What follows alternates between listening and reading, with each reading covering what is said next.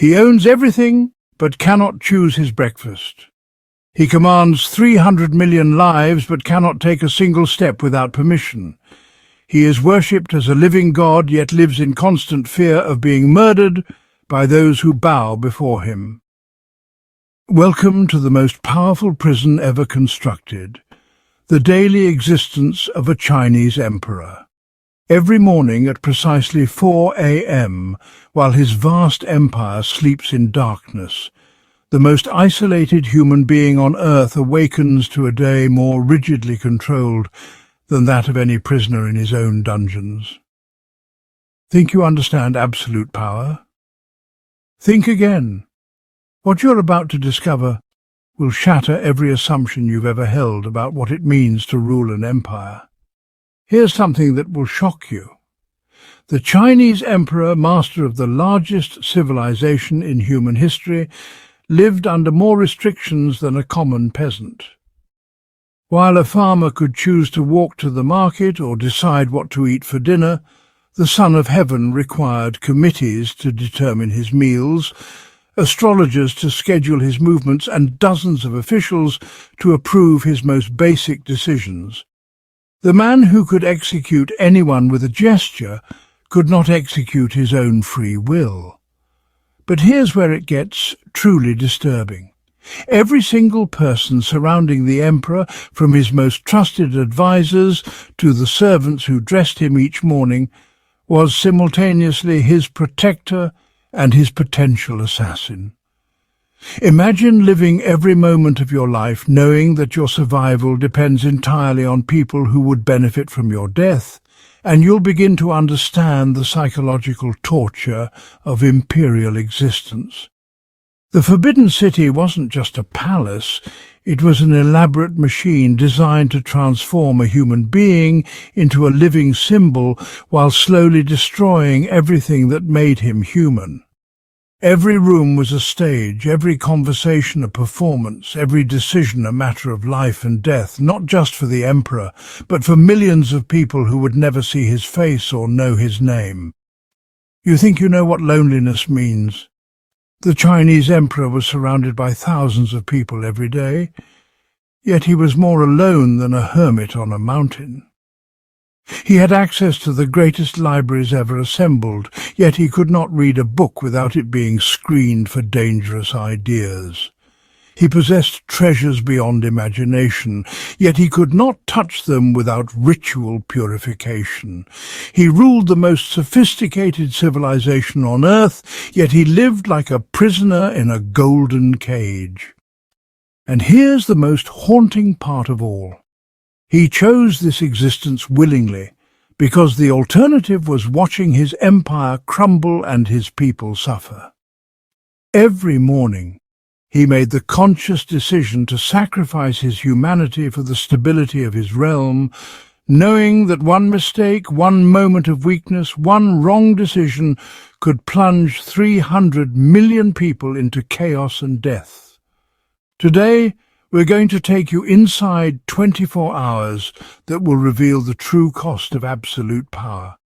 You'll discover how a single human being carried the weight of the world's largest empire on his shoulders, how he navigated deadly political intrigue disguised as morning tea, and how he made decisions that would echo through history while never knowing if the information he received was truth or carefully crafted lies designed to destroy him.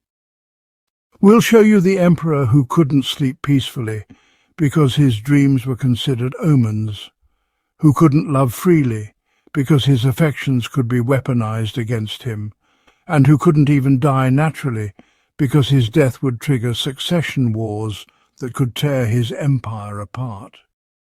This is the story of a man who gained the power to control everything and lost the freedom to control his own life. What you're about to witness is not just history, it's a masterclass in the darkest aspects of human ambition and the terrible price we pay when we confuse power with freedom. Prepare to have your understanding of Imperial China completely transformed, because the truth about absolute power is far stranger and more terrifying than any fiction ever conceived. The golden cage is about to open. Step inside if you dare, and discover what it truly meant to be the loneliest ruler in human history. This is the untold story of a single day that illuminates the eternal struggle between power and humanity, between the needs of an empire and the soul of the man who must carry its weight. Your journey into the heart of absolute power begins now. Chapter 1. Before the Dragon Wakes. It's 2 a.m. in the heart of Beijing during the height of the Qing dynasty. The city sleeps under a blanket of stars, but deep within the crimson walls of the Forbidden City, something extraordinary is happening. While the Son of Heaven lies in peaceful slumber, an entire empire pulses with quiet, deliberate activity around him. Tonight, we're going to discover that absolute power never truly rests. It simply changes shifts. The Chinese called their emperor the dragon, and like the mythical creature itself, this dragon's influence extends far beyond what the eye can see. Even in sleep, the emperor's presence shapes every moment, every decision, every breath taken by those who serve him. But here's the fascinating paradox we're about to explore. While the most powerful man in the world sleeps, his empire works harder than ever to keep him safe, informed, and ready for the challenges that tomorrow will bring. Step with me into the shadowed corridors of the Forbidden City at the deepest hour of night, and you'll witness something that would have impressed even the most sophisticated security systems of our modern world. The palace guards don't simply stand at their posts. They perform an intricate dance of protection that has been choreographed over 6 centuries of imperial rule. Every 12 minutes a guard silently moves from his position to the next checkpoint. This isn't random wandering, it's a precisely calculated rotation that ensures no section of the palace ever goes unwatched. Yet no guard becomes so familiar with his route that he might be tempted to exploit it. Think of it as a human clockwork, where each person is both a gear and a guardian, moving in perfect synchronization with dozens of others. But these aren't ordinary soldiers. These are men who have been selected not just for their physical prowess, but for their ability to read the night itself. A good palace guard can distinguish between the footstep of a eunuch servant hurrying on legitimate business and an intruder trying to mask his movement. They can tell from the quality of silence whether the emperor is sleeping peacefully or restlessly turning in his bed. The most elite among them are the Shadow Watchers, guards so skilled in moving silently that they can patrol within 10 feet of the emperor's bedroom without disturbing his sleep. These men have trained for years to walk without creating even the whisper of fabric against fabric, to breathe without the slightest sound. They are the human equivalent of protective spirits, invisible guardians watching over their sleeping dragon. Here's what makes this system truly remarkable. Each guard knows only his own section of the overall pattern. No single person, except perhaps the commander himself, understands the complete security arrangement. This fragmentation of knowledge means that even if someone wanted to betray the emperor's security, they couldn't.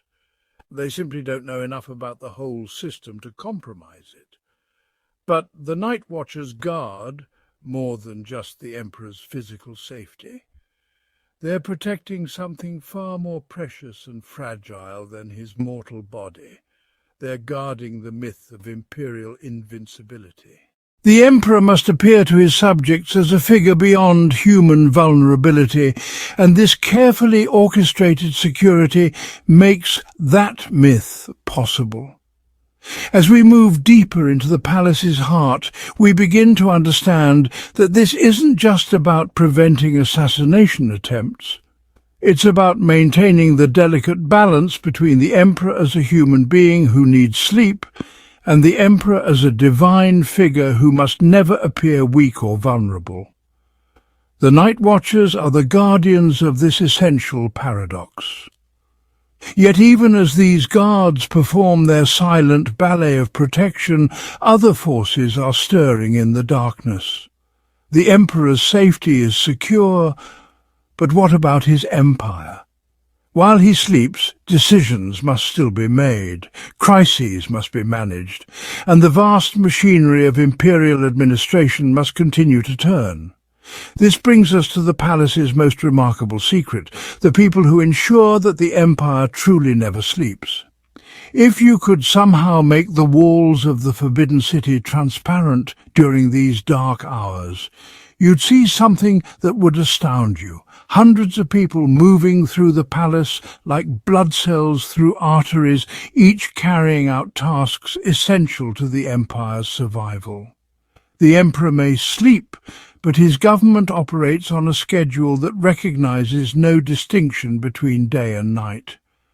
In the palace kitchens, master chefs and their apprentices work by lamplight, preparing not just the emperor's breakfast, but elaborate meals for visiting dignitaries who might arrive without warning. These aren't ordinary cooks, they're culinary artists who understand that every meal served in the imperial palace carries political significance. The choice of ingredients, the style of preparation, even the arrangement of dishes on the serving platters communicates messages about the empire's prosperity, the emperor's favour, and China's relationship with the outside world. But here's what makes their work particularly fascinating. These chefs must prepare for possibilities they may never know about. They create multiple versions of each dish, accounting for the possibility that the emperor's mood, health, or political circumstances might change overnight. One version might be prepared for a day of celebration, another for a day of mourning, and still another for a day when the emperor must demonstrate imperial strength through the symbolism of his breakfast choices. Meanwhile, in the palace's astronomical towers, court astronomers work through the night with instruments of breathtaking precision. These men aren't simply studying the stars for scientific curiosity. They're reading the heavens for signs that will influence tomorrow's political decisions. The movement of planets, the appearance of comets, the precise moment of sunrise and sunset, all become data points that will shape imperial policy. Think about the extraordinary responsibility these astronomers carry. Their calculations will determine whether tomorrow is an auspicious day for the emperor to receive foreign ambassadors, whether military campaigns should be launched or delayed, whether important government appointments should be announced or postponed. They're not just scientists, they're the empire's cosmic advisors translating the language of the heavens into the vocabulary of earthly power. In another section of the palace, teams of eunuch scribes work by candlelight, processing the mountain of reports that arrives daily from every corner of the empire. These men must read, summarize, and prioritize information about everything from local tax collections to foreign troop movements, from natural disasters to merchant complaints. They're creating the filtered version of reality that the emperor will encounter when he wakes.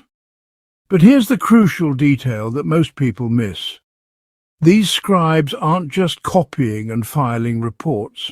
They're making interpretive decisions that will shape the emperor's understanding of his empire. When a local governor sends conflicting reports about a drought's severity, these night shift workers must decide which version reaches the emperor's attention first.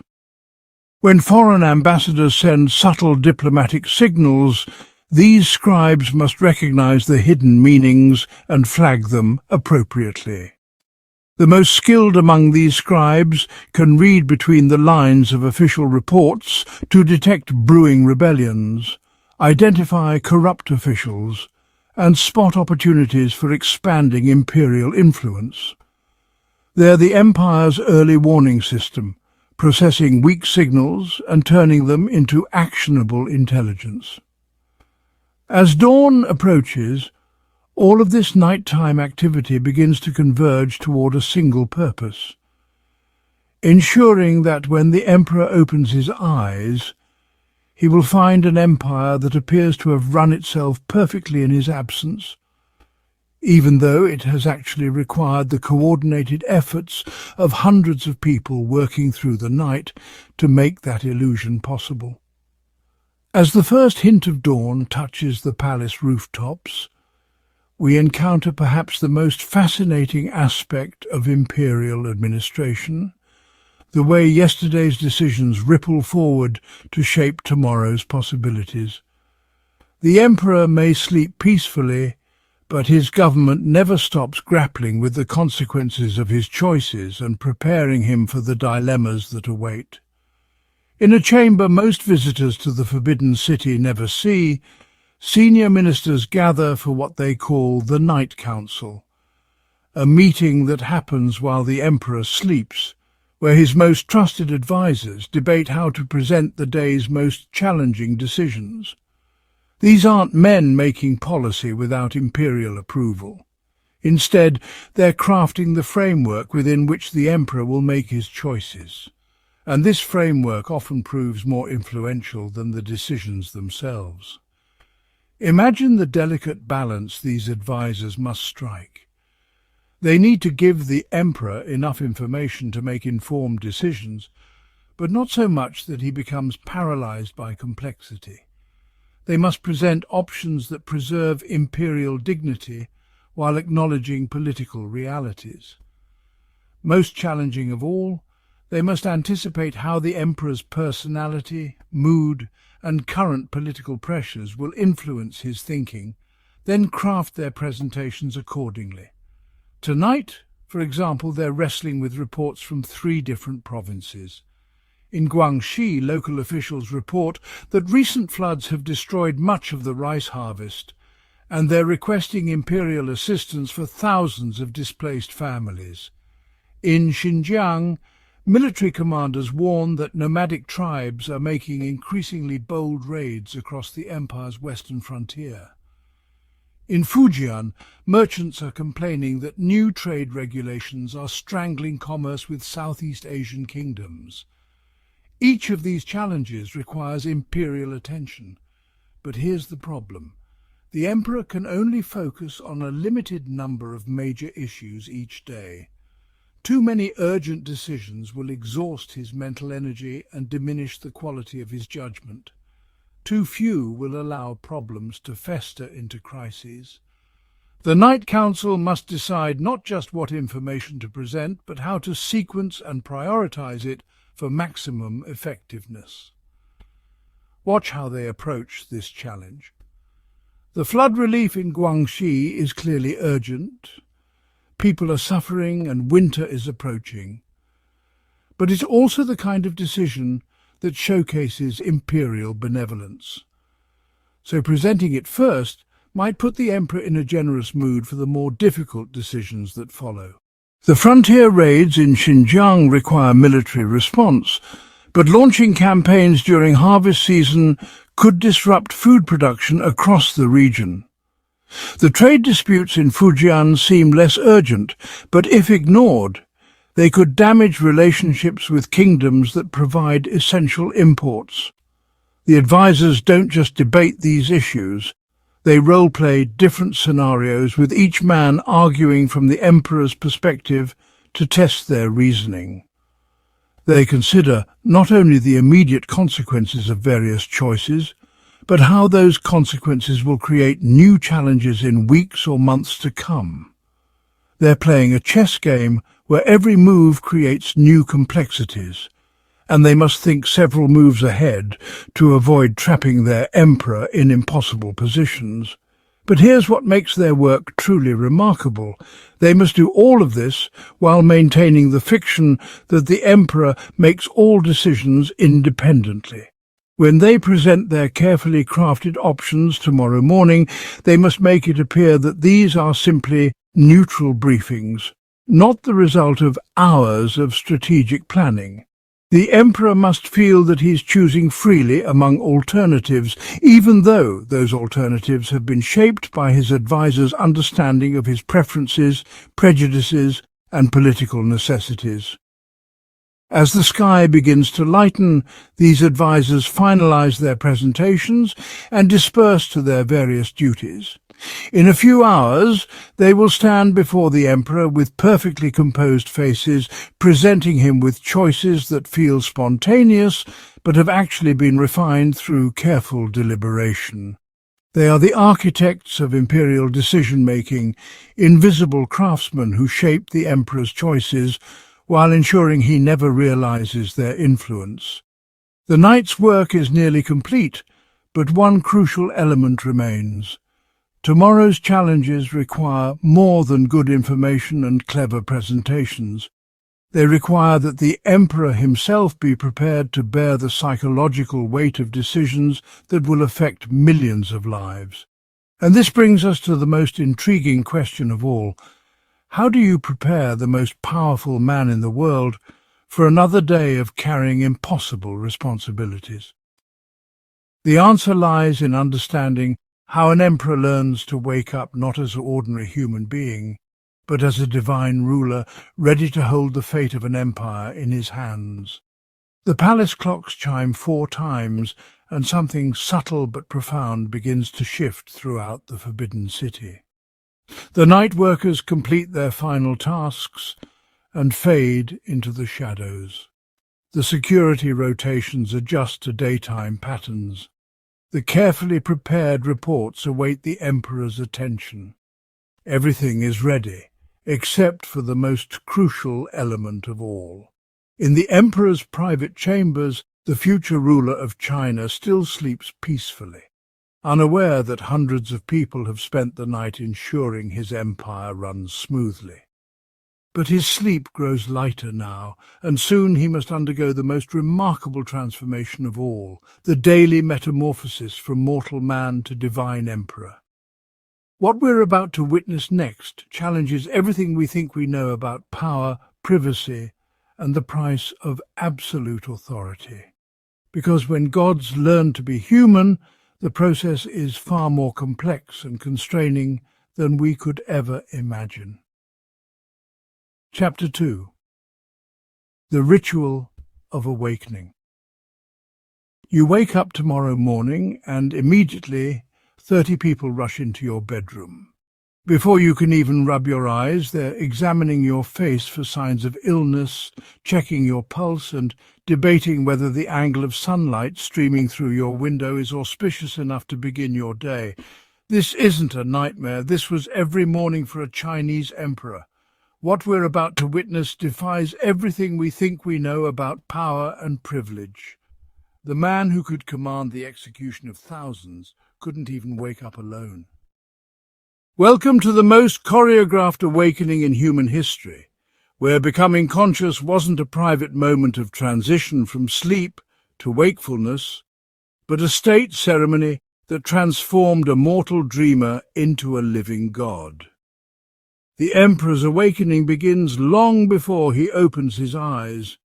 At precisely 4:30 in the morning, the chief eunuch of the bedchamber receives a silk scroll from the palace astronomers. This isn't a weather report, it's a cosmic assessment. The document details the alignment of stars, the phase of the moon, and the flow of celestial energy that will determine not just when the emperor wakes, but how he should be awakened. You see, in imperial China, sleep wasn't considered unconsciousness. It was viewed as the emperor's nightly journey to commune with his divine ancestors. His return to the waking world required careful orchestration to ensure his imperial soul properly reconnected with his earthly body. The stakes couldn't be higher. If the awakening ritual went wrong, it could signal that the emperor had lost the mandate of heaven, the divine approval that legitimized his rule over 300 million people. The ceremony itself unfolds like an intricate dance passed down through 40 generations of palace servants. The chief eunuch enters first, moving with steps so precise they're measured in inches.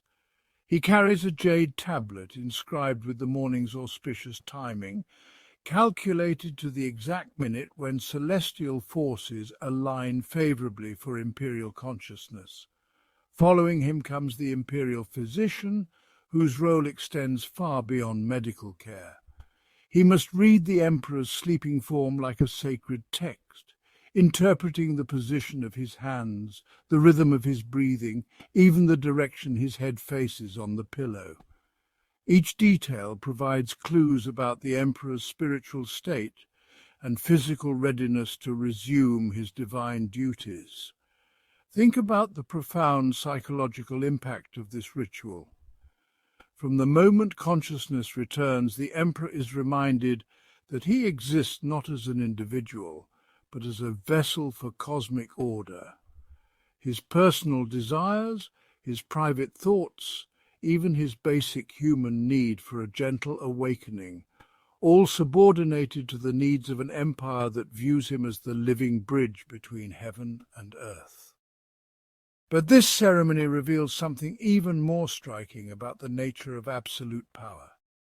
As we watch 30 servants coordinate the emperor's transition from sleep to wakefulness, we are witnessing the moment when the most powerful man in the world discovers he has less control over his morning than the average peasant who simply opens his eyes when sunlight touches his face. The awakening ritual concludes with the presentation of the Morning Memorial, a silk-bound document containing the empire's most urgent overnight developments. Wars, famines, rebellions, natural disasters, all condensed into elegant calligraphy that the emperor must absorb before he's even fully awakened. Imagine processing news that could affect millions of lives while you're still shaking off the remnants of dreams. Yet here's what makes this morning ceremony truly extraordinary. Despite its elaborate choreography, it's designed to make the emperor feel utterly alone. Every servant who participates does so in complete silence. No good morning wishes, no casual conversation, no human warmth to ease the transition from private sleep to public responsibility. The emperor awakens surrounded by dozens of people, yet more isolated than any hermit in the mountains. This isolation serves a crucial purpose in the imperial system. It ensures that the emperor's first thoughts each morning focus entirely on his cosmic responsibilities rather than personal relationships or individual desires. But it also creates a psychological prison that would shape every decision he makes throughout the day. Now comes perhaps the most revealing aspect of imperial constraint: getting dressed. You might think that having unlimited wealth means unlimited choice in clothing, but for a Chinese emperor, wardrobe selection was as rigidly controlled as a military operation. The emperor's clothing served as a visual language that communicated his mood, intentions, and relationship with cosmic forces to everyone who saw him. Each colour carried meaning rooted in ancient philosophy. Yellow represented earth and stability, appropriate for routine administrative duties. Red symbolized fire and action, chosen for military decisions or important ceremonies. Blue connected to water and wisdom, selected when receiving scholarly advisors or contemplating complex policy matters. The process begins with the Wardrobe Council, a group of senior eunuchs who've spent decades studying the symbolic significance of imperial garments. They examine the day's scheduled activities, consult weather reports, and review astrological charts before selecting appropriate attire. The emperor doesn't choose his clothes are chosen based on cosmic calculations and political necessities. Consider the dragon robe, the emperor's most iconic garment. This isn't simply expensive clothing, it's a wearable cosmology. The golden dragons embroidered across the silk represent the emperor's connection to celestial power. The clouds surrounding them symbolize his ability to bring rain and prosperity. The waves at the hem represent his dominion over rivers and seas. Every decorative element reinforces his role as the cosmic intermediary between heaven and earth.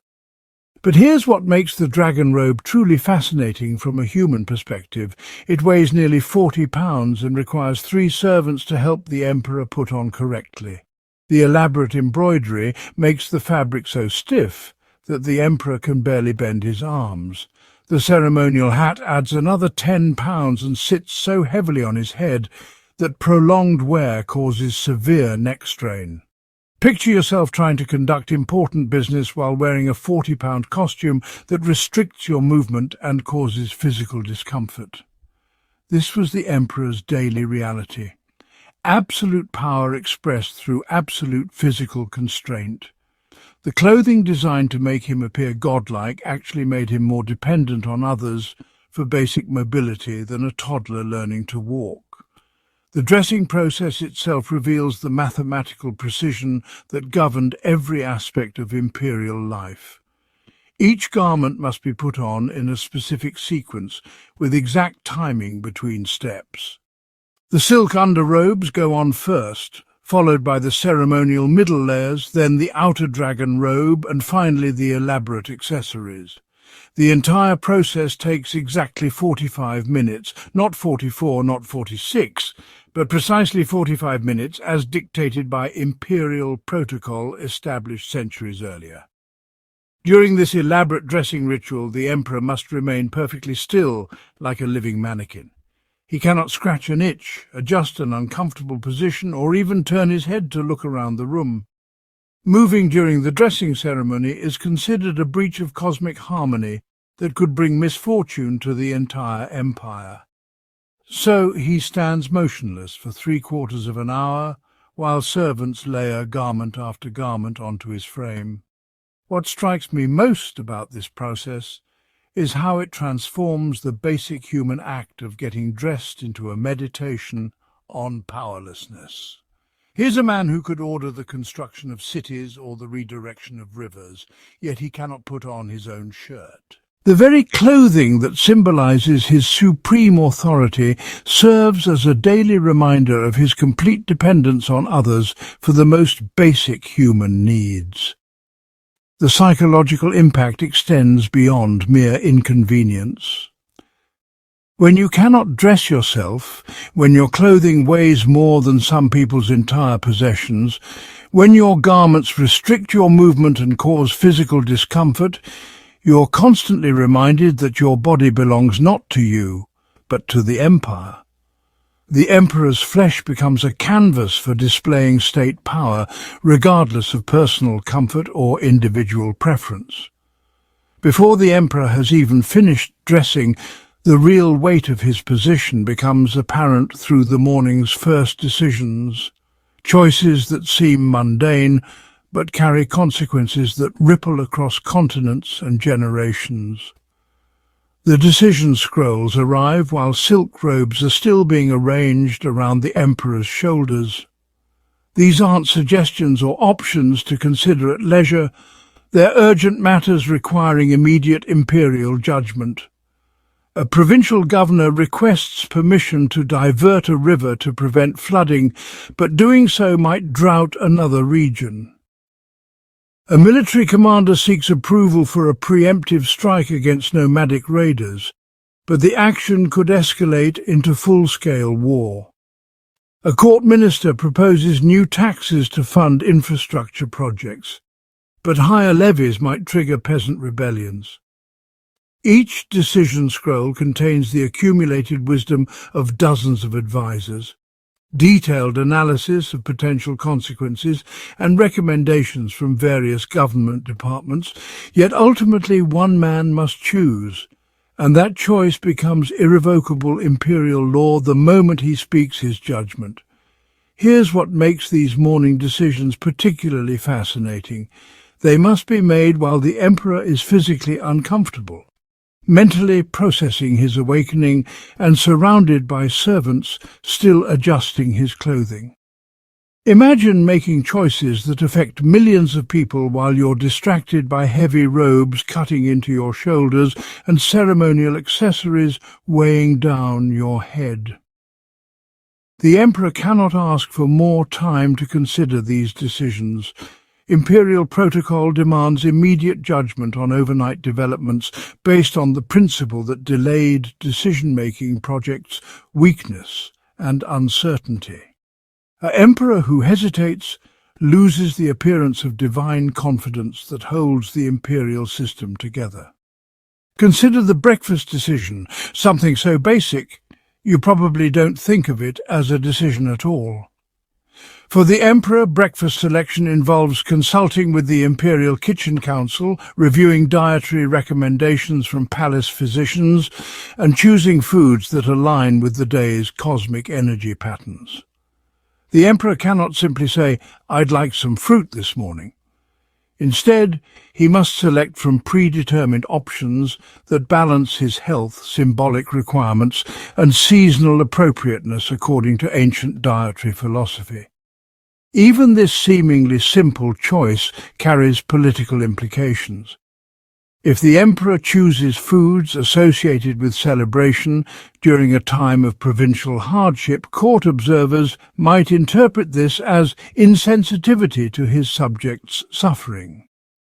If he selects austere foods during important ceremonies, it might suggest weakness or inability to properly honor the occasion. The morning's decisions extend beyond immediate policy matters to include personnel choices that shape the entire government structure. The emperor must approve the day's audience list, determining which ministers receive face-to-face meetings, which petitioners gain access to imperial presence, and which matters deserve personal attention versus delegation to subordinates. These audience decisions reveal another layer of imperial constraint. The emperor cannot simply choose to meet with people he likes or finds interesting. Court protocol dictates that audiences must be granted based on official rank, ceremonial importance, and bureaucratic necessity.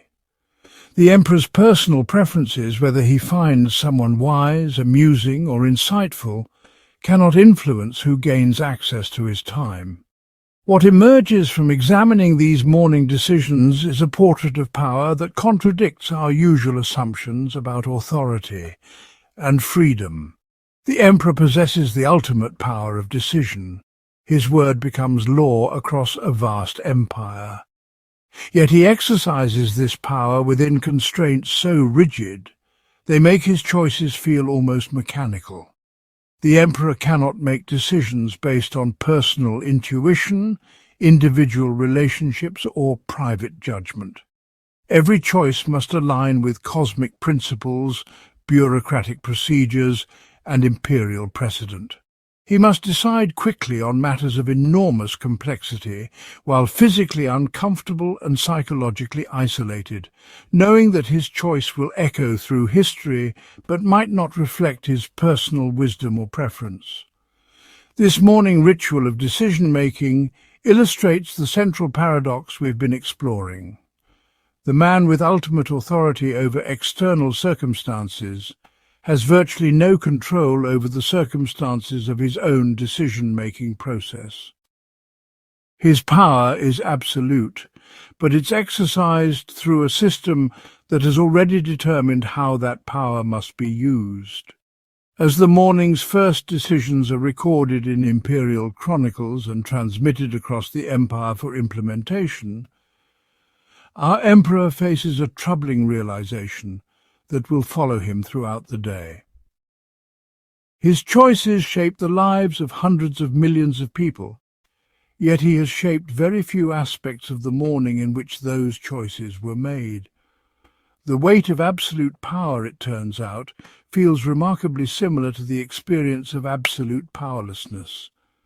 These morning decisions now set in motion a chain of events that will define not just this single day, but potentially the emperor's entire reign.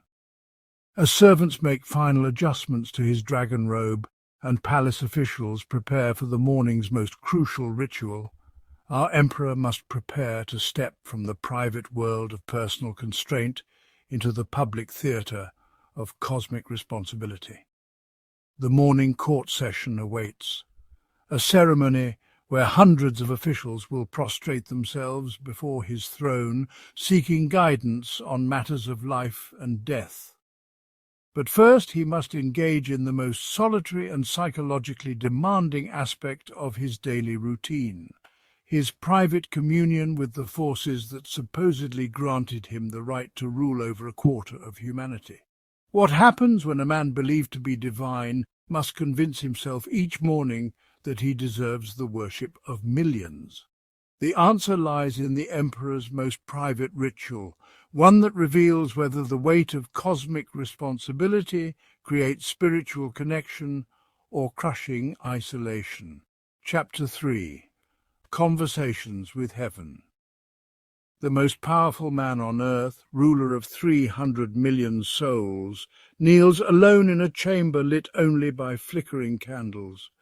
His hands tremble, not from the cold morning air seeping through ancient walls, but from a burden no human was ever meant to carry. He is about to speak with heaven itself, and heaven, as he has learned through sleepless nights and anxious days, does not always answer kindly. This is the emperor's most private hour, yet paradoxically it may be the most crucial 60 minutes in determining the fate of his empire. What happens in this sacred space will ripple outward through his court, his military, his people, and ultimately through history itself. But here, stripped of his elaborate robes and golden symbols of power, he is simply a man trying to understand whether the universe still supports his right to rule.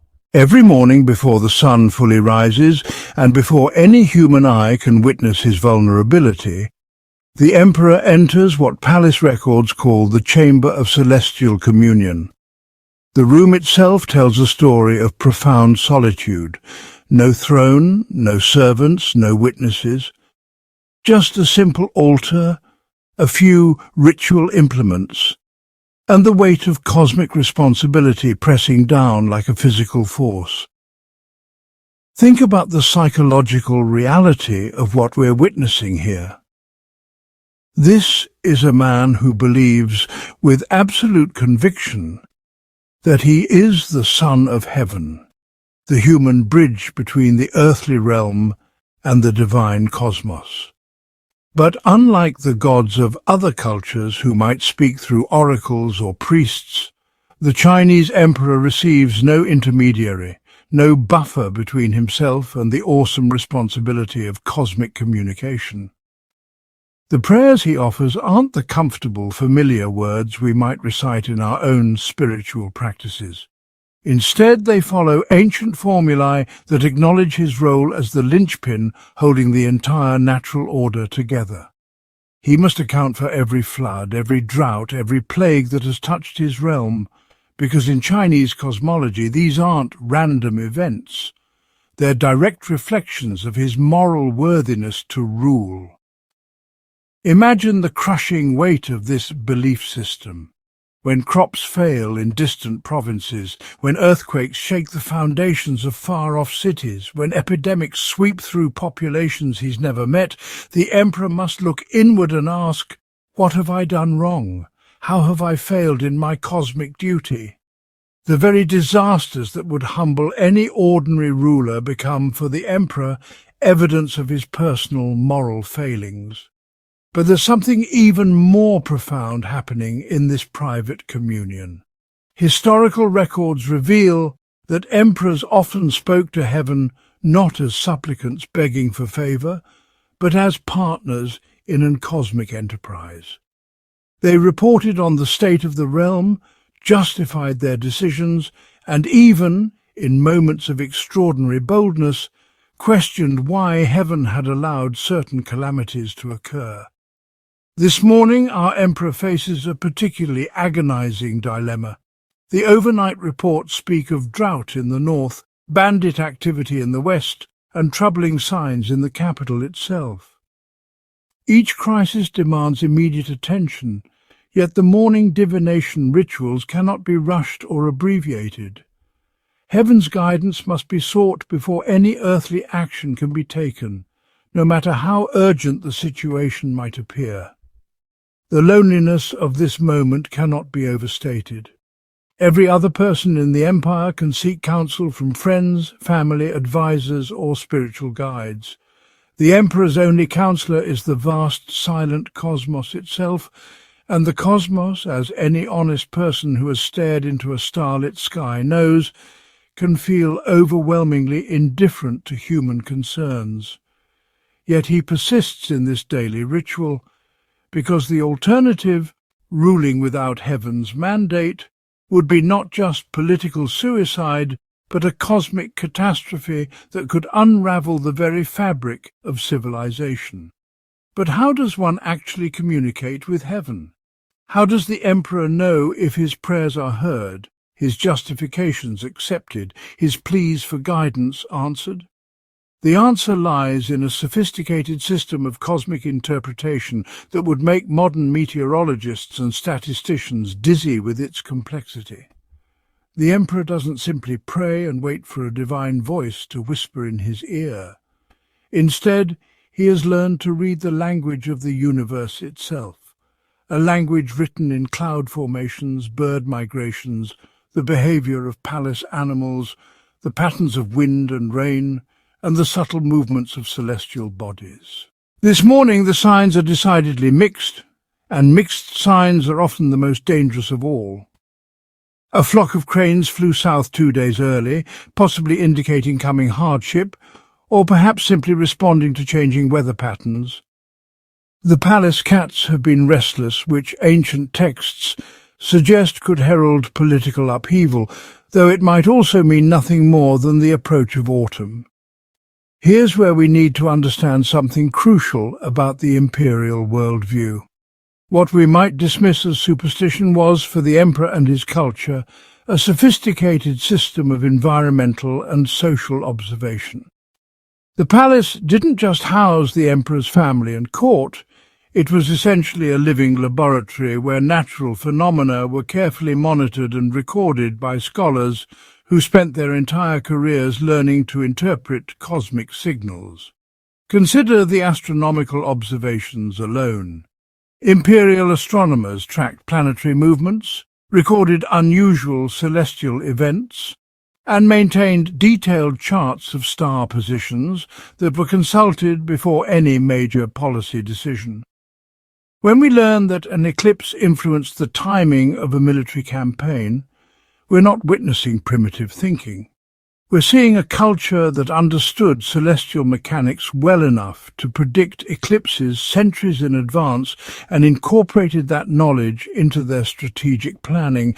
But the emperor must also interpret more subtle signs: the color of morning clouds, the direction of the wind, the behavior of fish in palace ponds. All of these become texts to be read, sources of information about heaven's current disposition toward his reign. The challenge lies not in the absence of signs, but in their overwhelming abundance and often contradictory nature. This morning brings a particularly complex reading. The sunrise appeared later than expected, filtered through unusual cloud formations that seemed to shift shape more rapidly than normal.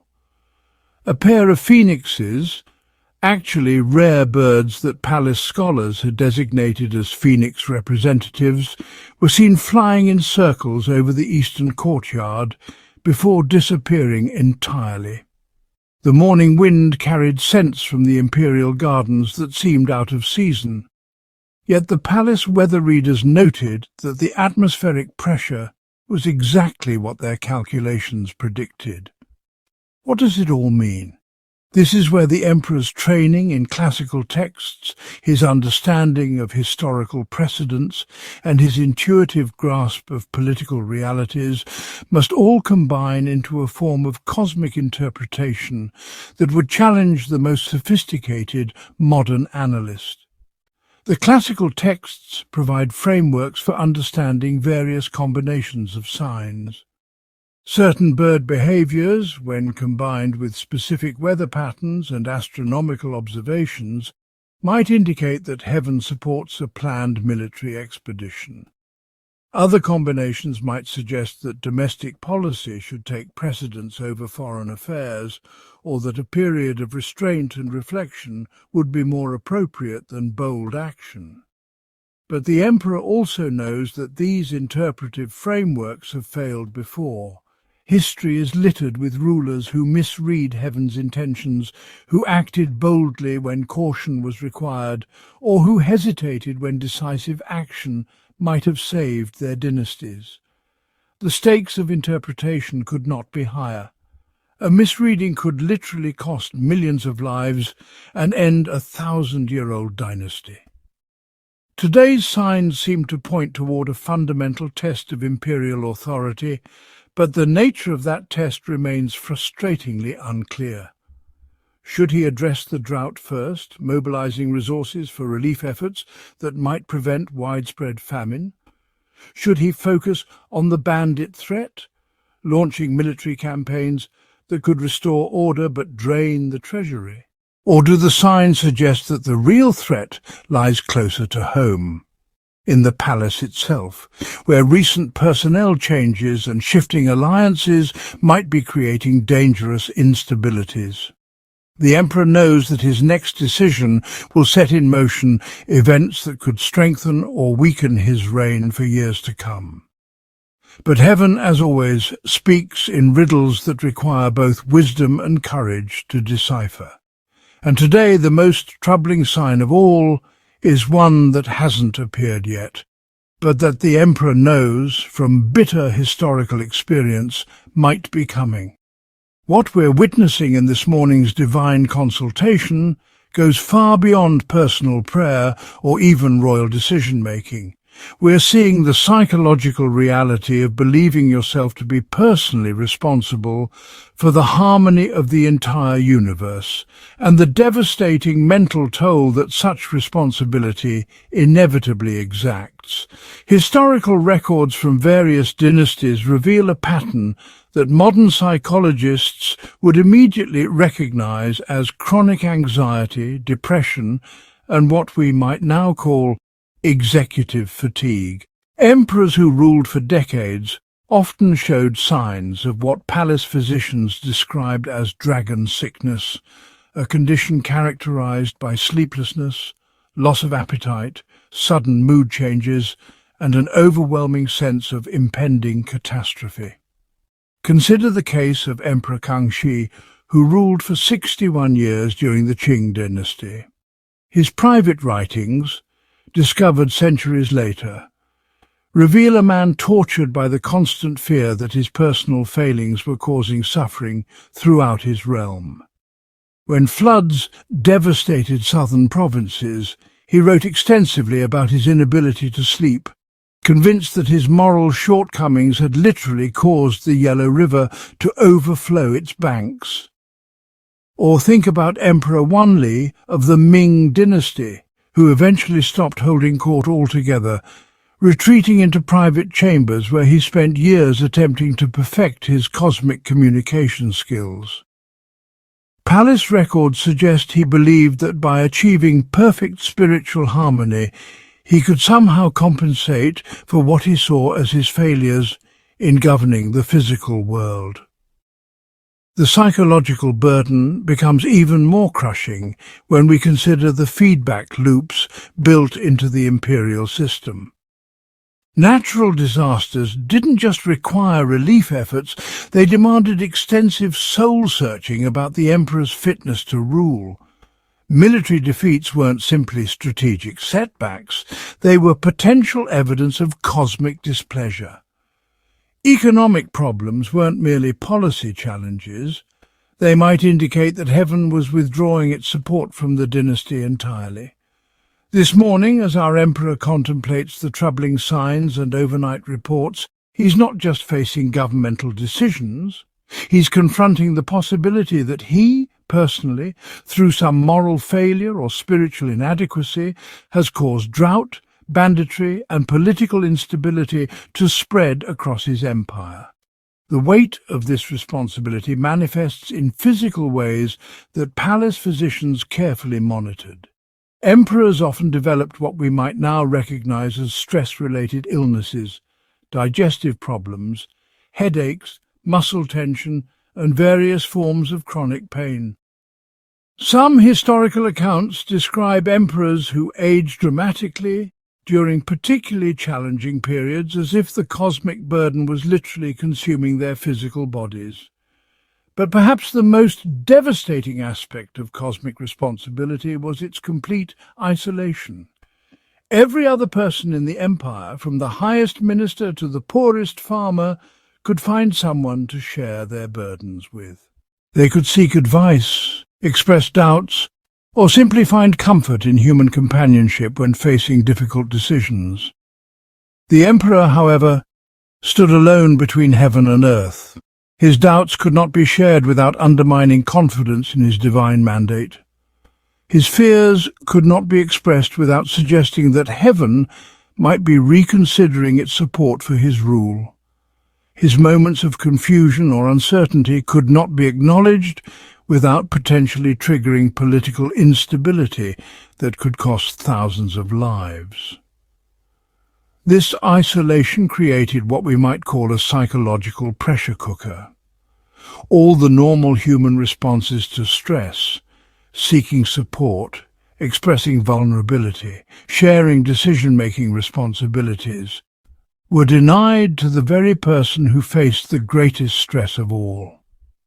The emperor had to project unwavering confidence while privately wrestling with cosmic uncertainties that would challenge any human spirit. The morning divination rituals, then, serve a dual purpose. They provide a framework for decision-making in impossibly complex situations, but they also offer the emperor's only opportunity for complete honesty about his fears, doubts, and limitations.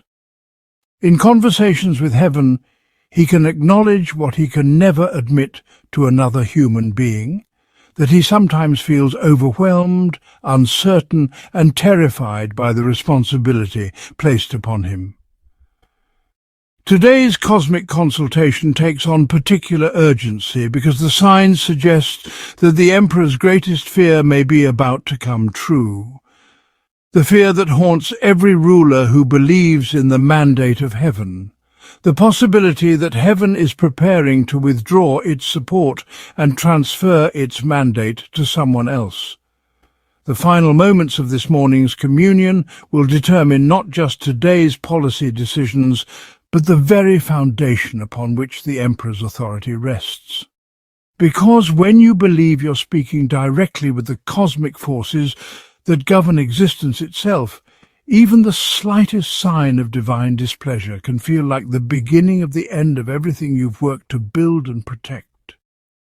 And this morning, for the first time in his reign, the emperor is beginning to wonder if the silence he's hearing from heaven might not be peaceful contemplation, but the ominous quiet that precedes a cosmic storm.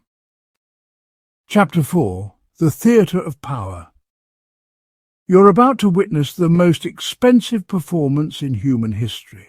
No Broadway stage, no Hollywood budget could match what you're about to see. The curtain rises not on a theatre, but on the vast courtyard of the Forbidden City, where a single man's entrance will cost more than most kingdoms' annual budgets and involve a cast of hundreds. But here's the twist that makes this performance unlike any other. The lead actor cannot forget his lines, cannot break character, and cannot leave the stage, because the audience he's performing for holds the power to end not just his career, but his life. Welcome to the morning court session of a Chinese emperor, where politics becomes performance art, and every gesture can topple dynasties. The emperor's journey from his private chambers to the Dragon Throne covers less than half a mile, but this short walk represents one of the most choreographed sequences in human civilization.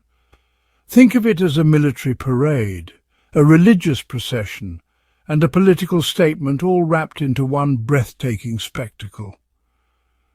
As our emperor steps from his private quarters, he enters what scholars call the transition zone, that liminal space where the human being gradually transforms into a living symbol of divine authority. His first steps are taken on carpets so precious that emperors of smaller nations would bankrupt their treasuries to own a single thread. But these carpets serve a purpose beyond luxury. They muffle his footsteps, creating an otherworldly silence that adds to the mystique of his approach. The procession that forms around him follows a pattern established over centuries, each position earned through decades of service and political maneuvering.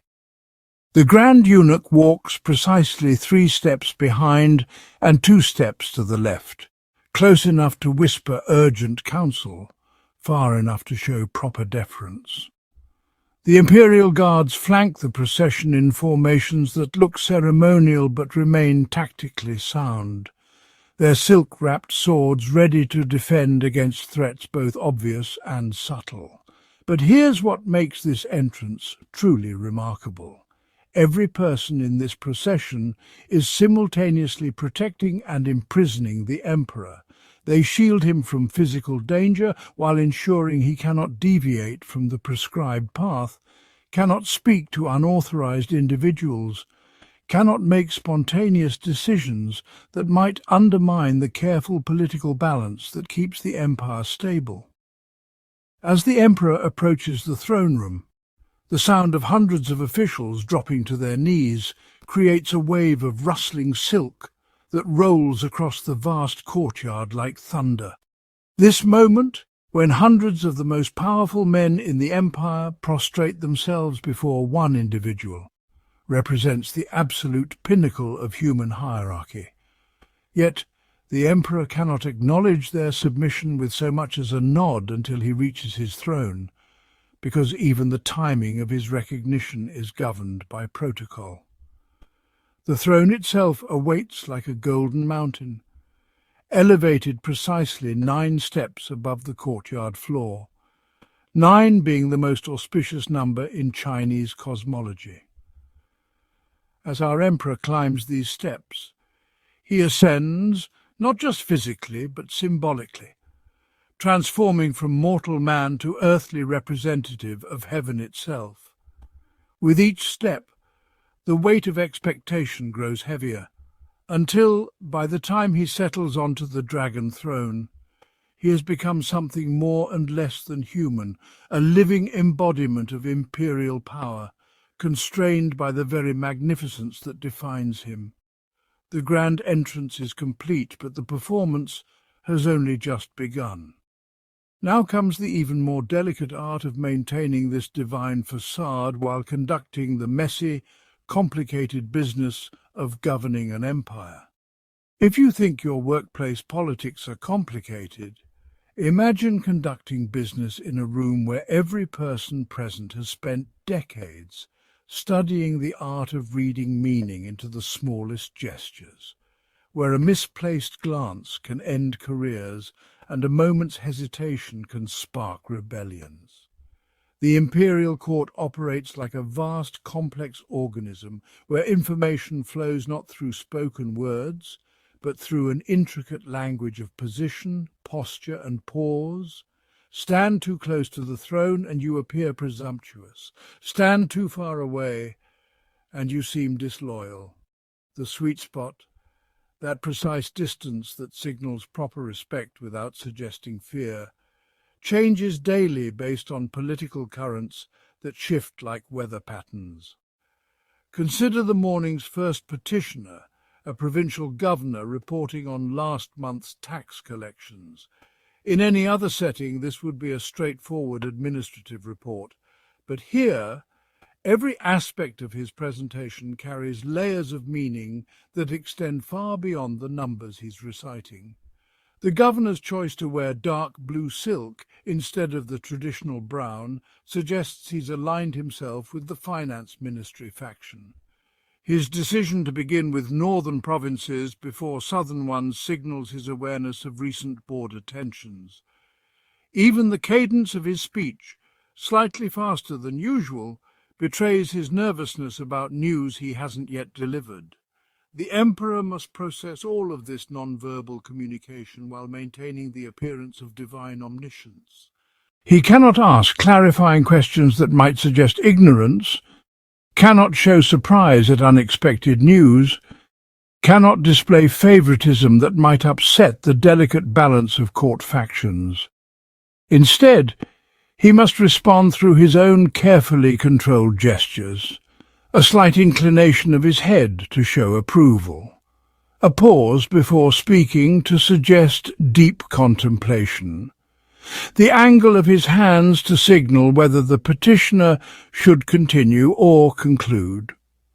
But the most fascinating aspect of this courtly dance is how it transforms everyone present into both performer and audience simultaneously.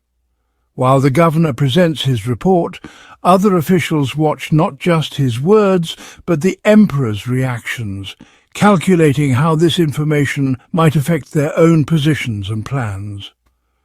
A minister who supported increased taxation in northern provinces watches for signs of imperial displeasure. A general whose troops are stationed near the troubled southern border listens for hints about potential military deployment. An astronomer court searches for correlations between the emperor's mood and this morning's celestial observations. This creates what historians call the echo chamber effect, where the emperor's slightest reactions ripple outward through the court, amplified and interpreted by hundreds of observers until a simple nod can launch 1,000 rumours and a moment's frown can alter policy discussions for months. The psychological pressure of this constant observation affects everyone present, but none more than the emperor himself. Imagine never being able to scratch an itch without triggering political analysis, never being able to shift your weight without courtiers debating whether you're showing favour to the left or right side of the throne.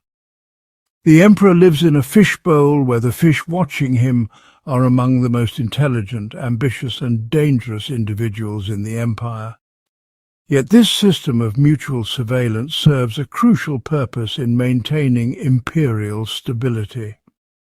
By making every interaction visible and meaningful, the court creates a web of accountability that prevents any single individual from accumulating too much hidden influence. The emperor may be the most watched person in the room, but he's also watching everyone else, reading their reactions, noting their alliances, and filing away information that might prove crucial in future political calculations. As the morning's business continues, this delicate balance of power and performance grows even more complex, because now comes the moment when words themselves become weapons. In the imperial court, mastering the art of communication means learning to say everything while appearing to say nothing, to answer every question while revealing no information, and to make decisions that will affect millions while maintaining the illusion that such choices require no effort or deliberation. The emperor's communication style operates on multiple levels simultaneously, like a master musician playing several instruments at once. On the surface level, his words address the immediate question or concern raised by petitioners. But beneath this obvious layer, his phrasing, timing and tone send messages to different court factions about his political inclinations, his awareness of various plots and schemes, and his plans for future policy directions. Take this morning's exchange with the Minister of War regarding border defences. When asked about reinforcing frontier garrisons, the Emperor responds, "The wisdom of our ancestors reminds us that strength lies not only in walls of stone. To the untrained ear, this sounds like philosophical musing. but to the assembled court every word carries specific meaning. Wisdom of our ancestors signals that he's considering traditional military strategies rather than newer, more expensive approaches. Not only in walls, suggests he might approve the minister's request for additional funds, but won't limit his response to purely defensive measures. The phrase "walls of stone" subtly references a classical poem about a general who defended the empire through diplomatic rather than military means, hinting that he might be considering negotiations with the troublesome northern tribes. This layered communication style serves several crucial functions. First, it allows the emperor to communicate with multiple audiences simultaneously, addressing immediate concerns while sending broader signals about policy directions. Second, it maintains his aura of omniscience by never revealing the full extent of his knowledge or intentions. Third, it provides flexibility by avoiding specific commitments that might prove politically costly later. But perhaps most importantly, this indirect communication style forces everyone in the court to engage in active interpretation, keeping them mentally involved in every exchange and preventing the kind of passive listening that might allow important details to slip past unnoticed. The emperor's use of silence proves even more sophisticated than his use of words. A pause before responding to a question about grain reserves suggests deep contemplation of complex economic factors. A longer pause before addressing a personnel recommendation signals that political considerations are being weighed. The longest pauses, those moments when the emperor seems to withdraw entirely into internal deliberation, often precede decisions that reshape the empire's direction. These silences also serve as tests. By withholding immediate responses, the emperor forces petitioners to reveal more about their motivations, their knowledge, and their political alignments. A minister who grows nervous during a prolonged silence might volunteer additional information that reveals his hidden concerns. An official who remains calm demonstrates either genuine confidence or sophisticated political skills, both valuable intelligence for the emperor to possess. The most advanced practitioners of imperial communication learn to read not just what the emperor says and doesn't say, but how his communication patterns change over time. A minister who has served multiple emperors might notice that this ruler uses more classical literary references when he's feeling confident, or that he tends to speak more slowly when he's uncertain about information he's received. These subtle patterns become invaluable tools for understanding the emperor's state of mind and predicting his future decisions. But this elaborate communication dance comes with significant costs for everyone involved, most especially the emperor himself. The constant requirement to encode meaning into every utterance, to consider the political implications of every word and gesture, transforms normal human communication into an exhausting intellectual exercise. The emperor cannot simply express frustration, joy, or uncertainty without first calculating how such displays might affect imperial dignity, court morale, and political stability.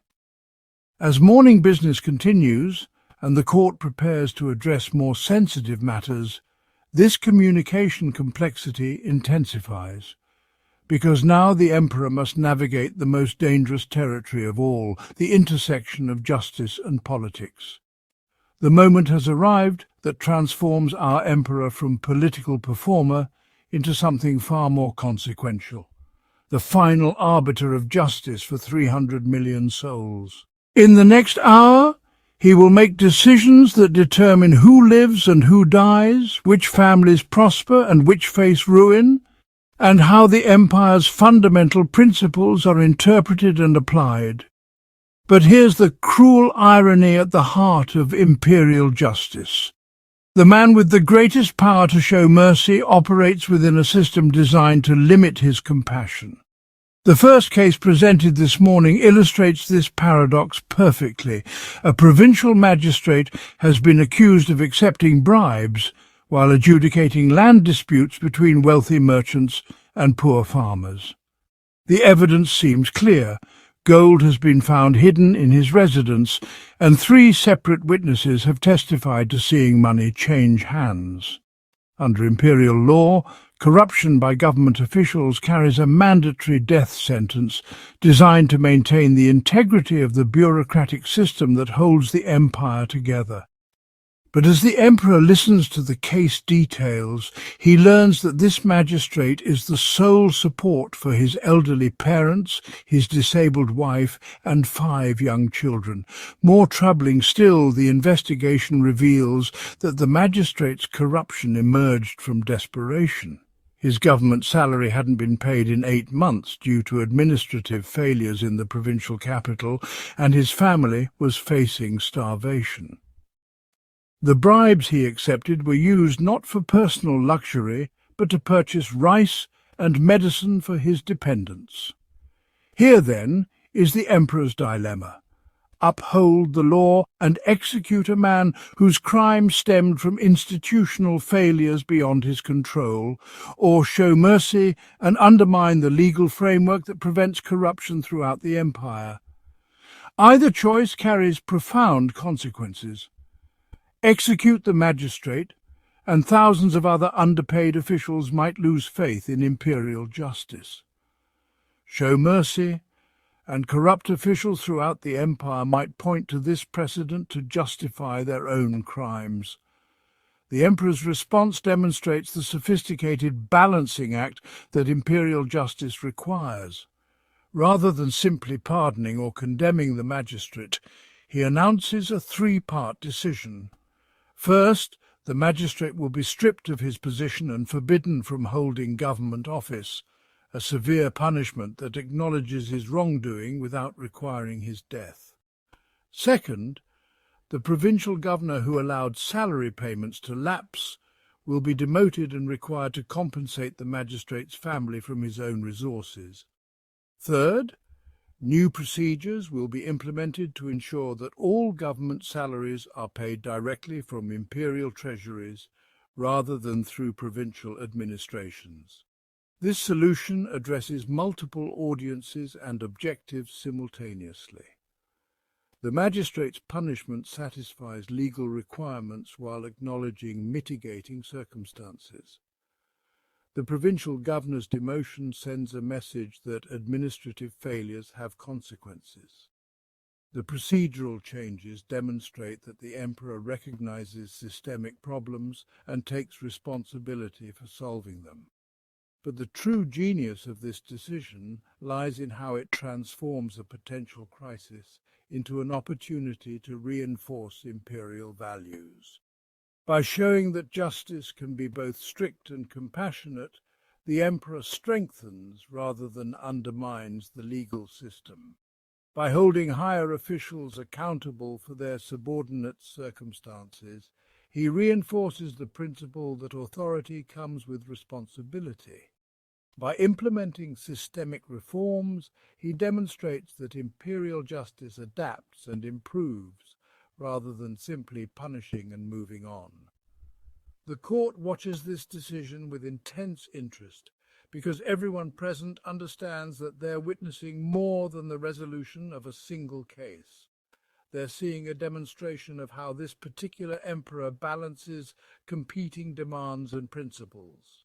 Future petitioners will study this precedent, crafting their appeals to align with the decision-making patterns they've observed. Political factions will analyze the emperor's reasoning to predict his responses to other contentious issues. As the morning's judicial business continues, each subsequent case adds new layers to this complex portrait of imperial character. A merchant accused of tax evasion reveals the emperor's attitude toward economic policy. A general charged with insubordination illuminates his approach to military discipline. A scholar prosecuted for writing seditious poetry demonstrates his tolerance for intellectual dissent. By midday, the emperor will have made dozens of decisions that collectively define not just his personal approach to justice, but the moral character of his entire reign. The accumulated weight of these choices, each individual decision seemingly small but their collective impact enormous, creates a burden that few human beings could bear without losing either their compassion or their sanity. As the final case of the morning session approaches, the court prepares for the most challenging moment yet, because the petitioner approaching the dragon throne carries a request that will test everything we've learned about imperial power, political performance, and the impossible balance between human desires and divine responsibilities. The emperor has spent the morning demonstrating his mastery of political theatre, sophisticated communication, and judicial wisdom. But the next few minutes will reveal whether these skills are sufficient to navigate the most dangerous territory of all, the intersection of personal loyalty and imperial duty, where even the most powerful ruler discovers the limits of his authority and the true cost of absolute power.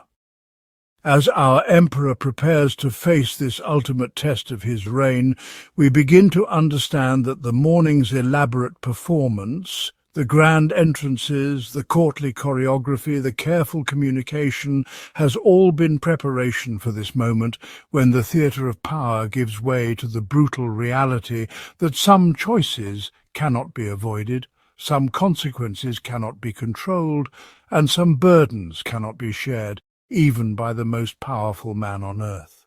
Chapter 5. The Feast of Power.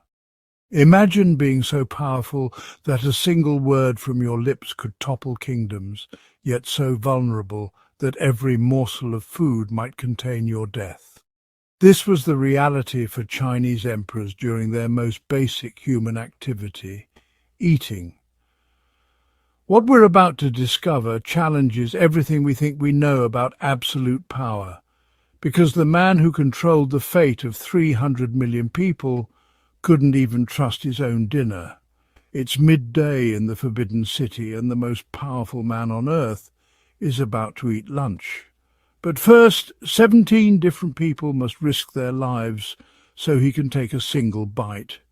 This isn't fiction. This was daily reality for Chinese emperors, where meals became elaborate performances of survival. The emperor's food journey began hours before he ever saw a dish. Deep in the palace kitchens, cooks prepared not one meal, but dozens of identical portions. Think of it as the world's most expensive insurance policy. Each dish was prepared by different teams, using ingredients from separate sources because redundancy meant survival. The imperial kitchen employed over 400 people, not because the emperor ate enormous amounts, but because preparing a single safe meal required an army of specialists. But here's where it gets truly fascinating. The emperor couldn't simply point to a dish and say, "I'll have that." Every item had to pass through what historians call the chain of tasters, a human early warning system that would make modern food safety protocols look primitive. The first taster was typically a low-ranking servant, expendable in the brutal calculus of imperial survival. If he remained standing after 15 minutes, the dish moved to the second taster, usually a eunuch with slightly higher status. Then came the third taster, often a minor court official whose family's welfare depended on his continued breathing. The psychological weight of this system was staggering. Imagine knowing that 3 people had already risked death so you could enjoy a bowl of rice. Every meal carried the potential for tragedy, transforming the simple act of nourishment into a meditation on mortality and power.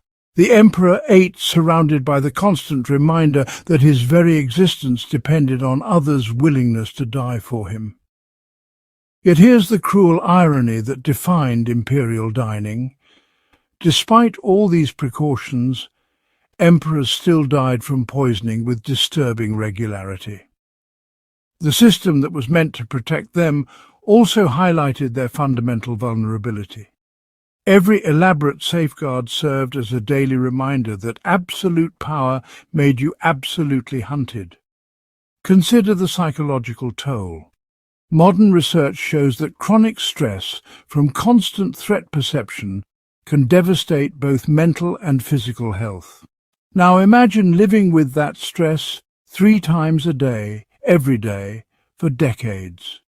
The emperor's meals weren't respite from the pressures of rule, they were additional battlefields where death lurked in familiar dishes.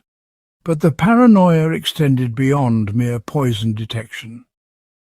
Palace records reveal that emperors often changed their eating schedules randomly, consumed meals in different locations without warning, and sometimes ate the same dish multiple times in succession, not from preference, but from the terrifying logic that if the first serving was safe, identical preparations might be too.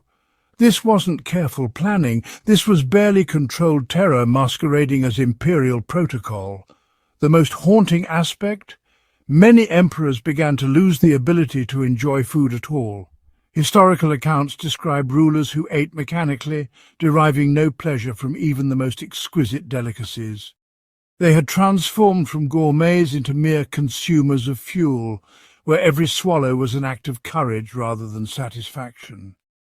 This sets up a profound question that goes to the heart of our understanding of power. When survival requires such elaborate precautions, are you truly powerful, or are you simply a prisoner with better food? Now let's explore something even more complex than the emperor's relationship with his food, his relationship with those who ate alongside him.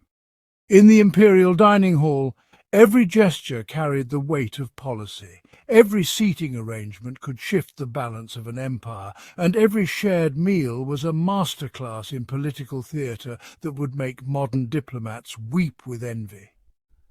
The Chinese developed what we might call edible diplomacy to an art form that has never been equalled. When the emperor dined with others, which happened primarily during state banquets and family gatherings, the arrangement of people and food created a 3-dimensional map of imperial favour and political standing. Your distance from the emperor's seat didn't just indicate your rank, it could predict your family's fate for generations. Let me paint you a picture of how this worked in practice. The imperial banquet hall was arranged in concentric circles of power, like ripples in a pond, with the emperor as the source. The inner circle, closest to the dragon throne, seated the most favoured princes, highest ministers, and essential military commanders. But here's where it gets fascinating. Your position wasn't fixed. Ministers would arrive at banquets genuinely uncertain where they would be seated, because their placement revealed the emperor's current opinion of their performance, loyalty, and usefulness. Imagine the psychological pressure. You're a provincial governor who has travelled for weeks to attend an imperial banquet. As you enter the hall, your eyes immediately scan for your seat assignment. Are you closer to the emperor than last time? Further away? Has your chair been moved next to a rival's, suggesting the emperor wants you to compete? Or worse, has your usual seat been given to someone else entirely? In that moment of recognition, your stomach drops or soars because you're not just finding your place at dinner, you're discovering your political fate. The food itself became a language more nuanced than any spoken tongue. The emperor would signal approval by having specific dishes placed before certain guests. The presentation of rare delicacies, foods from a minister's home province, or dishes prepared in a particular style, sent messages that everyone present understood with crystal clarity. When the emperor sent a portion of his own food to someone else's table, It was equivalent to a public endorsement that could elevate entire families.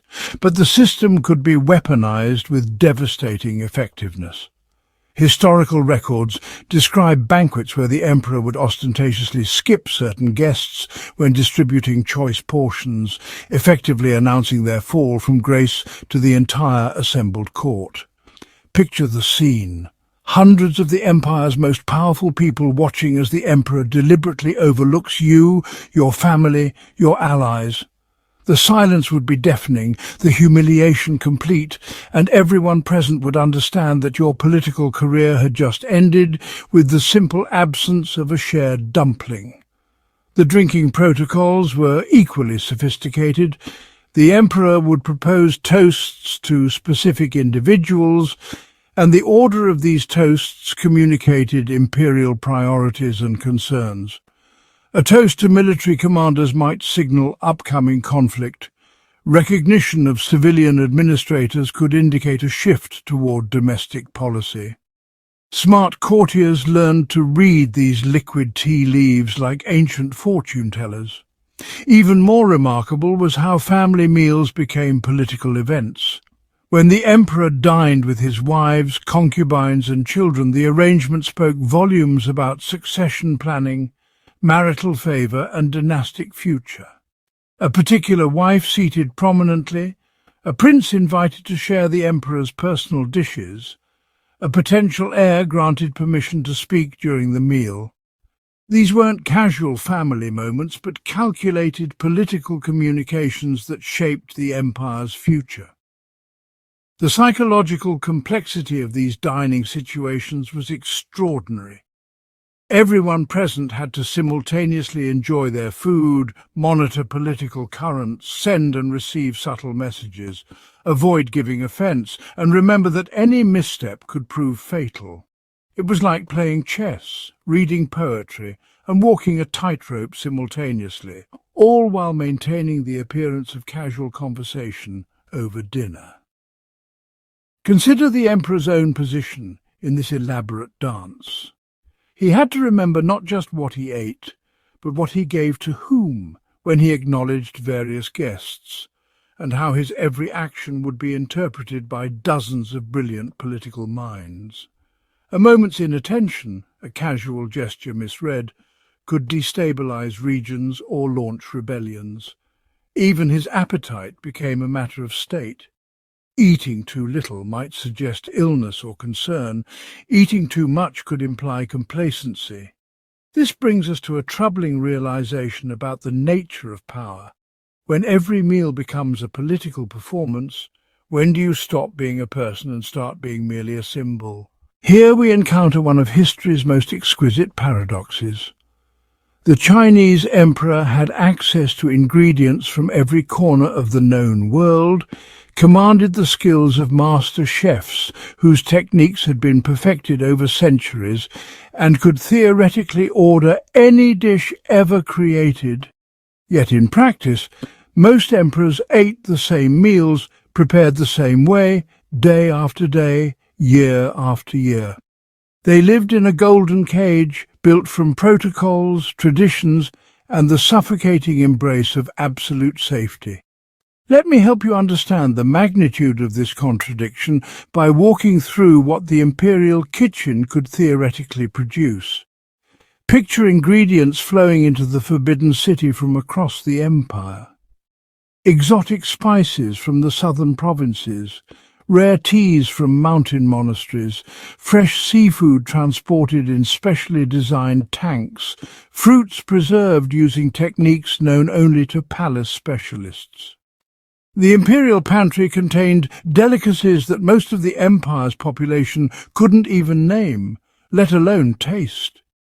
The kitchen staff included not just cooks, but culinary artists who had dedicated their entire lives to perfecting single techniques. There were specialists who worked exclusively with rice, masters who focused solely on soup preparation, and artisans whose only job was creating elaborate garnishes that transformed food into edible sculpture. These weren't simply employees, they were craftsmen whose family lines had served the imperial kitchen for generations, carrying forward secrets that made their creations legendary. Yet here's the crushing reality. Most emperors experienced this incredible culinary potential through a lens of crushing repetition. The same safety protocols that protected their lives also imprisoned their palates. Once the imperial physicians and food tasters identified safe dishes, the emperor found himself locked into eating those same preparations repeatedly. Change introduced risk, and risk was the one thing the imperial system would never tolerate. Think about the psychological impact of this situation. You wake up knowing exactly what you'll eat for breakfast, because you've eaten the same breakfast for the past decade. Not because you love it, not because it's your favorite, but because it's been deemed safe. Your lunch will be familiar, your dinner predictable. The infinite culinary possibilities of your empire have been reduced to a handful of approved options that you consume not with pleasure, but with resignation. The historical records reveal the heartbreaking reality of imperial dining preferences. Many emperors developed what we might recognize today as eating disorders, born from the intersection of unlimited access and absolute restriction. Some ate mechanically, consuming food purely as fuel without deriving any sensory pleasure. Others became obsessed with minor variations in preparation, desperately seeking novelty within their narrow approved range. A few refused to eat at all for days, using hunger as perhaps the only way to exert personal control over their dining experience. Emperor Kangxi, who reigned for 61 years during the Qing dynasty, left behind personal writings that reveal the psychological toll of culinary imprisonment. He described meals as necessary interruptions and wrote longingly about simple foods he remembered from childhood, foods that were now considered too risky for imperial consumption. Imagine being the most powerful person in the world, yet unable to enjoy a simple bowl of noodles from a street vendor because it hasn't been prepared according to palace protocols. The irony deepened when we consider that many emperors actually preferred simple foods. Historical accounts describe rulers who craved basic peasant dishes, coarse rice, simple vegetables, uncomplicated preparations that reminded them of their humanity. But these preferences were irrelevant in the face of imperial security requirements. The emperor's personal taste became the least important factor in determining what the emperor ate. This created a fascinating psychological phenomenon that modern nutritionists and psychologists would find deeply troubling. The emperor's relationship with food became completely divorced from normal human experiences of hunger, satisfaction, preference, and pleasure. Food was transformed from nourishment and enjoyment into pure survival calculation. Every meal became a reminder of vulnerability rather than an opportunity for pleasure. The seasonal variations that most people took for granted, fresh spring vegetables, summer fruits, autumn harvests, meant nothing to the emperor beyond security considerations. If winter preparations were deemed safer, the emperor might eat winter food year-round. If a particular preparation method proved reliable, seasonal variety would be sacrificed for consistency. Consider the deeper implications of this culinary imprisonment. Food is one of our most basic connections to the natural world, to seasons, to culture, to memory and emotion. When that connection is severed in service of security, what happens to the person inside the emperor? How do you maintain your humanity when even the most fundamental human pleasure has been systematized out of existence? The palace records contain hints of quiet rebellion against this system. Some emperors would occasionally sneak simple foods, often arranged by trusted servants who risked their lives to provide their master with basic human pleasure. These weren't acts of imperial whim. They were desperate attempts to reclaim some fragment of normal human experience within the suffocating perfection of palace life. This brings us face to face with a profound question about the price of absolute power. If ensuring your safety requires eliminating your pleasure, your choice, and your basic human experiences, have you preserved your life or lost your soul? As we leave the emperor in his dining hall, surrounded by the most exquisite foods his empire could provide, yet unable to truly enjoy any of them, we begin to understand that absolute power creates absolute isolation in ways we never imagined. The man who could command the fate of millions couldn't choose his own breakfast. The ruler who controlled vast territories couldn't control what touched his own lips. But our emperor's day is far from over, and the afternoon holds challenges that will make the morning's rituals and the midday's elaborate dining seem simple by comparison. Because while he's been navigating the treacherous waters of imperial meals, urgent matters of state have been accumulating.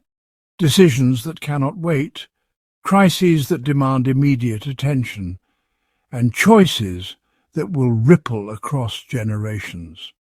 As the last dishes are cleared and the emperor prepares to face the afternoon's responsibilities, a messenger arrives with news that will test everything we've learned about the burden of absolute power. The conspiracy that began before dawn is about to reach its climax, and our emperor must now prove whether all those elaborate protections and suffocating protocols have prepared him for the ultimate test of imperial survival. What happens when the most protected man in the world discovers that his greatest threat doesn't come from his food, but from the very system designed to keep him safe? Chapter 6. The Weight of 10,000 Decisions. It's the height of the Tang dynasty, and a single piece of paper sits on the emperor's desk.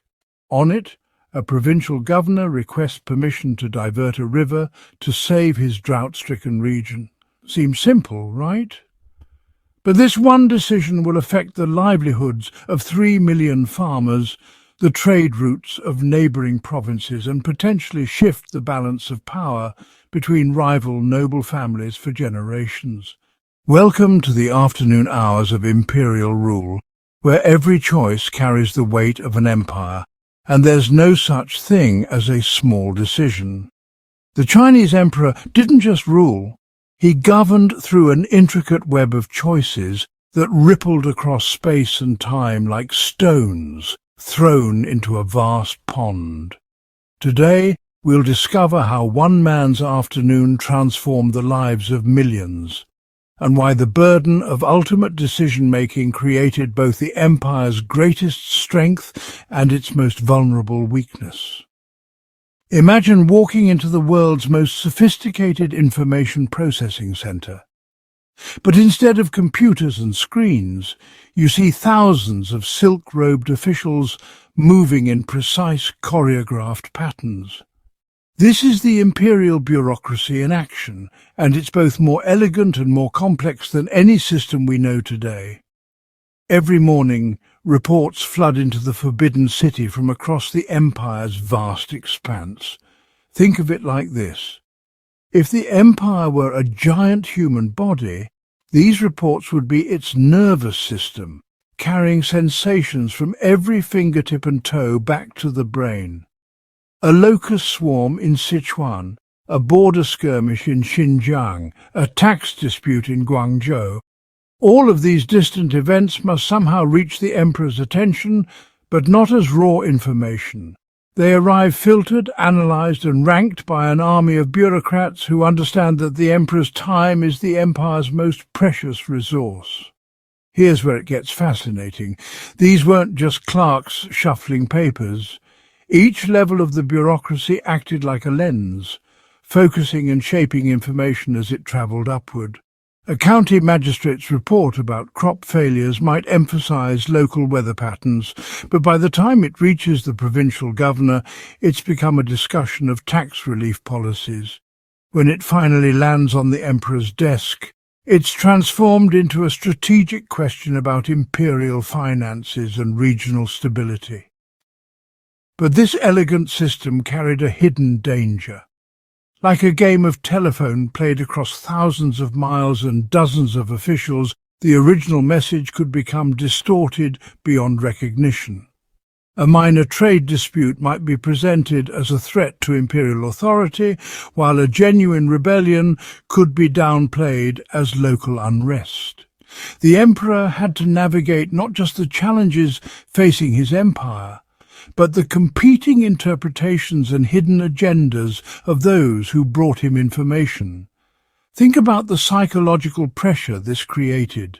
Every decision the emperor made was based on information he couldn't personally verify, filtered through officials whose loyalty he couldn't completely trust.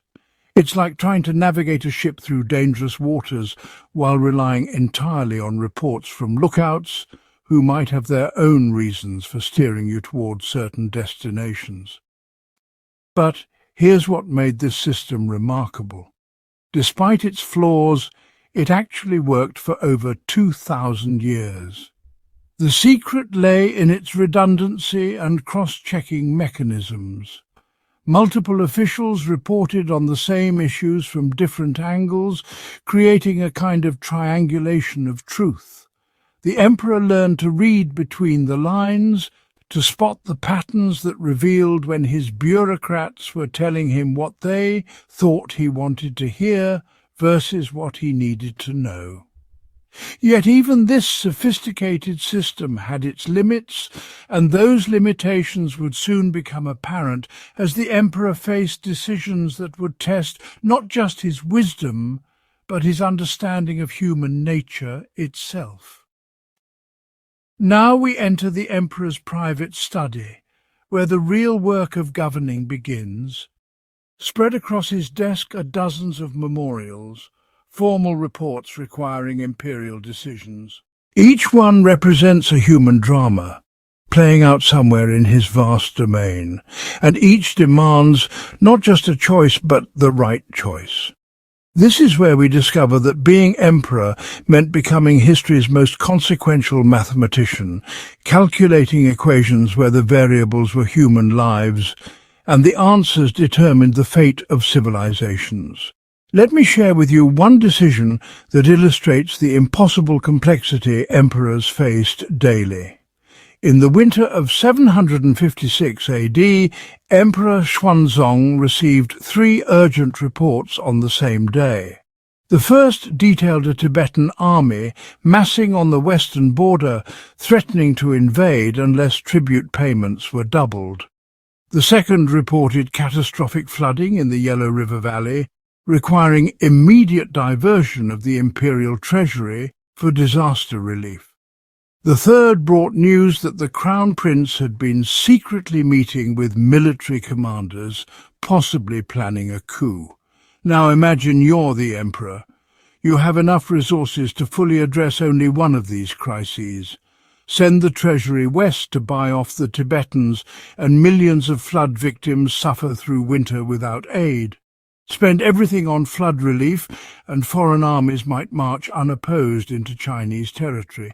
Focus on the succession crisis, and both external threats grow while you're distracted by palace intrigue. There's no perfect solution, only degrees of catastrophe. This is what I call the impossible calculus of leadership. Problems where every solution creates new problems, where helping one group of subjects means abandoning another, where short-term survival might guarantee long-term disaster. Modern leaders face similar challenges, but they typically operate within systems of shared responsibility. The Chinese emperor stood alone with these choices, knowing that history would judge him not by his intentions, but by outcomes he could only partially control. What's remarkable is how emperors developed strategies for navigating these impossible decisions. They learned to think in terms of cascading consequences, tracing how each choice would ripple through their empire over months and years. They consulted not just current advisors, but historical precedents, studying how previous emperors had handled similar crises. Most importantly, they learned to make decisions they could live with morally, understanding that perfect solutions rarely existed, but principled approaches could minimize the damage. Consider how Emperor Xuanzong ultimately handled his triple crisis. He chose a fourth option that none of his advisors had suggested. He publicly announced his intention to abdicate in favor of his son, simultaneously addressing the succession question and creating a distraction that bought him time. He then secretly negotiated with Tibetan ambassadors, offering not money but marriage alliances and trade concessions that cost the treasury nothing.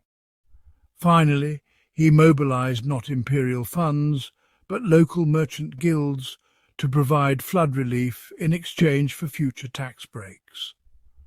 One decision that addressed three crises, but only because he was willing to sacrifice his own power to save his empire.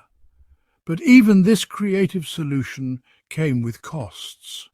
By announcing his abdication, he weakened his authority for the remainder of his reign.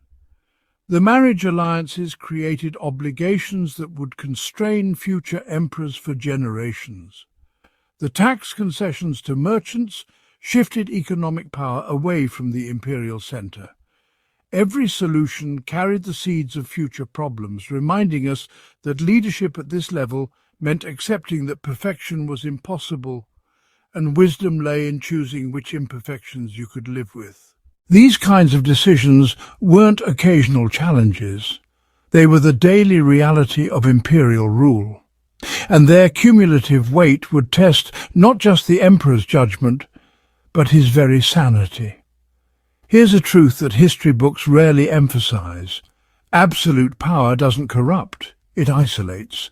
And isolation, sustained over years, can break even the strongest minds. As we follow our emperor through his afternoon decision-making, we need to understand the psychological cost of carrying ultimate responsibility for everything that happened to everyone in his domain. Imagine waking up every morning knowing that your decisions would determine whether mothers could feed their children, whether young men would die in distant battles, whether entire cities would prosper or decline. Now imagine making those decisions alone, without anyone you could trust completely, surrounded by people whose survival depended on pleasing you rather than telling you the truth. This was the daily reality of every Chinese emperor, and it exacted a psychological toll that few human beings could bear indefinitely. The historical record reveals this burden in startling ways. Emperor Wu of Han, one of China's most successful rulers, spent his final years convinced that sorcerers were plotting against him, leading to paranoid purges that killed thousands of innocent people. Emperor Jia Jing of the Ming dynasty became so obsessed with achieving immortality that he spent more time consulting alchemists than governing, nearly bankrupting the empire in pursuit of magic elixirs. Emperor Kangxi of the Qing, despite ruling for 61 years, wrote in his private diaries about feeling alone among 10,000 people, describing a loneliness so profound it felt like drowning in an ocean of faces. What we're seeing here isn't weakness, it's the human mind struggling to process an inhuman level of responsibility. Modern psychology recognizes that decision fatigue is real even for ordinary choices like what to wear or eat. Now multiply that by the complexity of imperial decisions, add the weight of knowing that mistakes could cost millions of lives, and you begin to understand why so many emperors suffered what we would now recognize as severe anxiety, depression, and paranoid disorders. But here's what makes this even more tragic.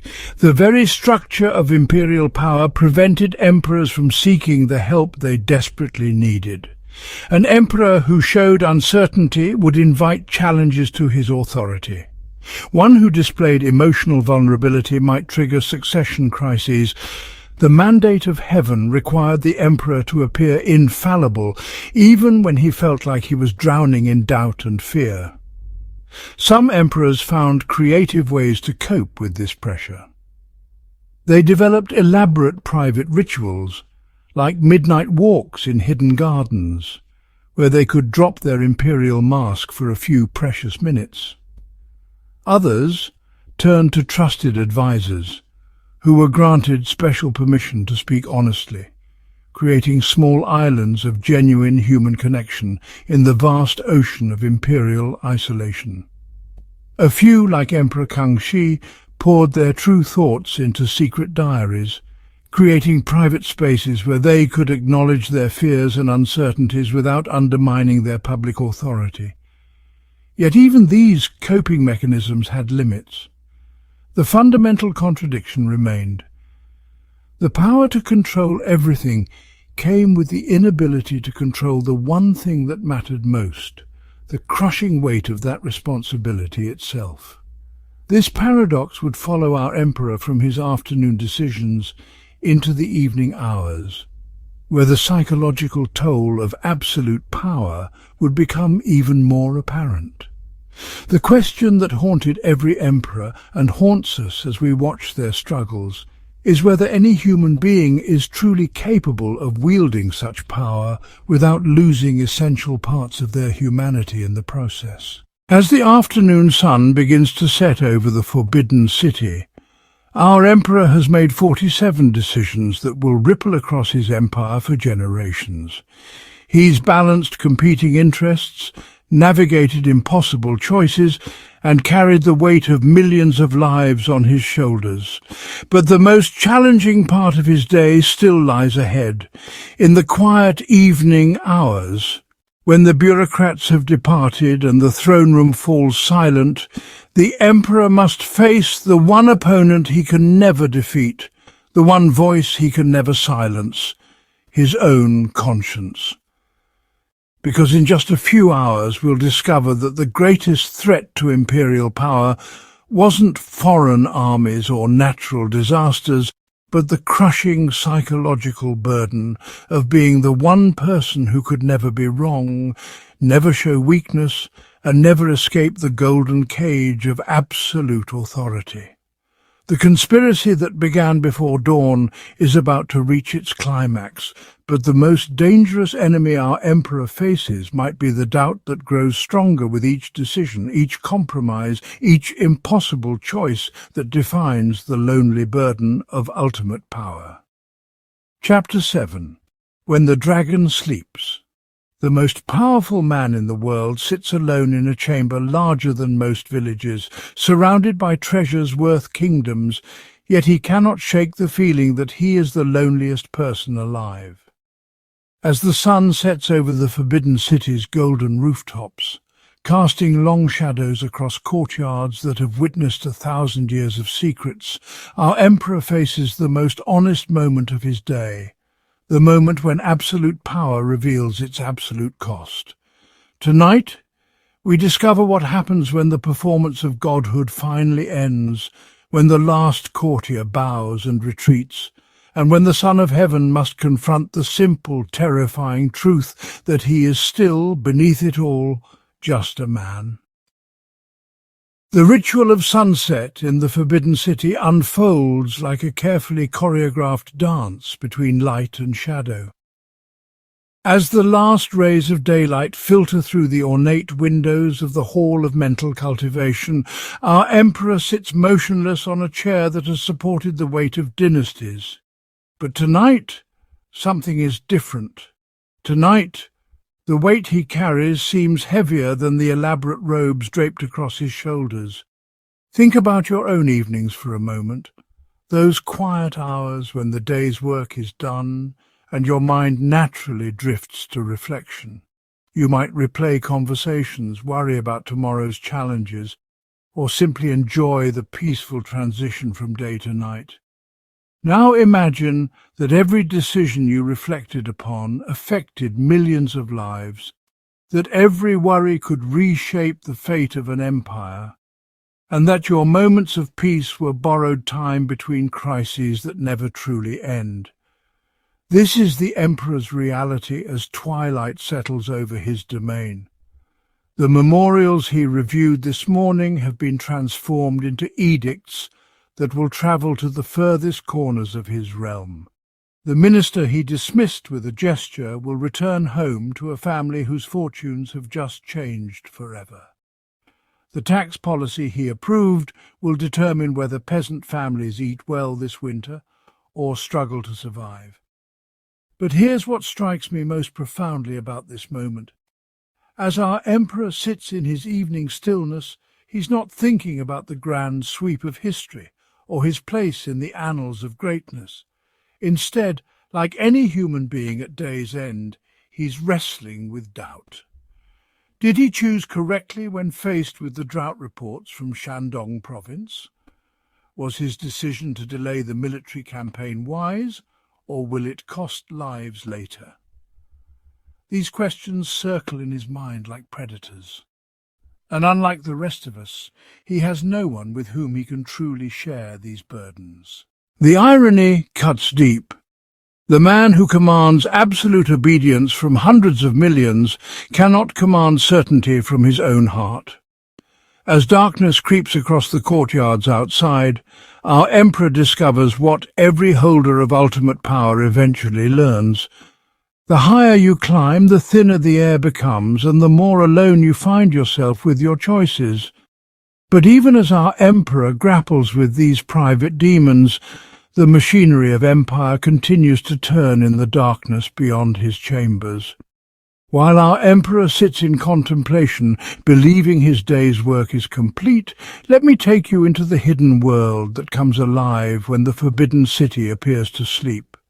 Because here's a secret that few outside the palace walls ever understood. The emperor's rest was an illusion, a necessary performance in the grand theatre of absolute power.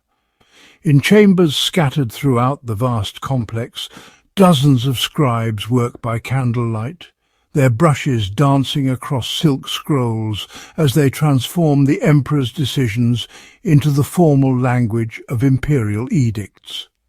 Each stroke of ink carries the weight of law across an empire so vast that a message sent tonight might not reach its destination for 3 months.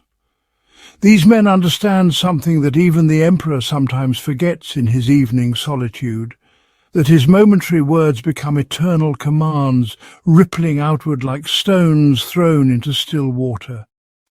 Consider the mathematical impossibility of governing 300 million people through the decisions of a single individual.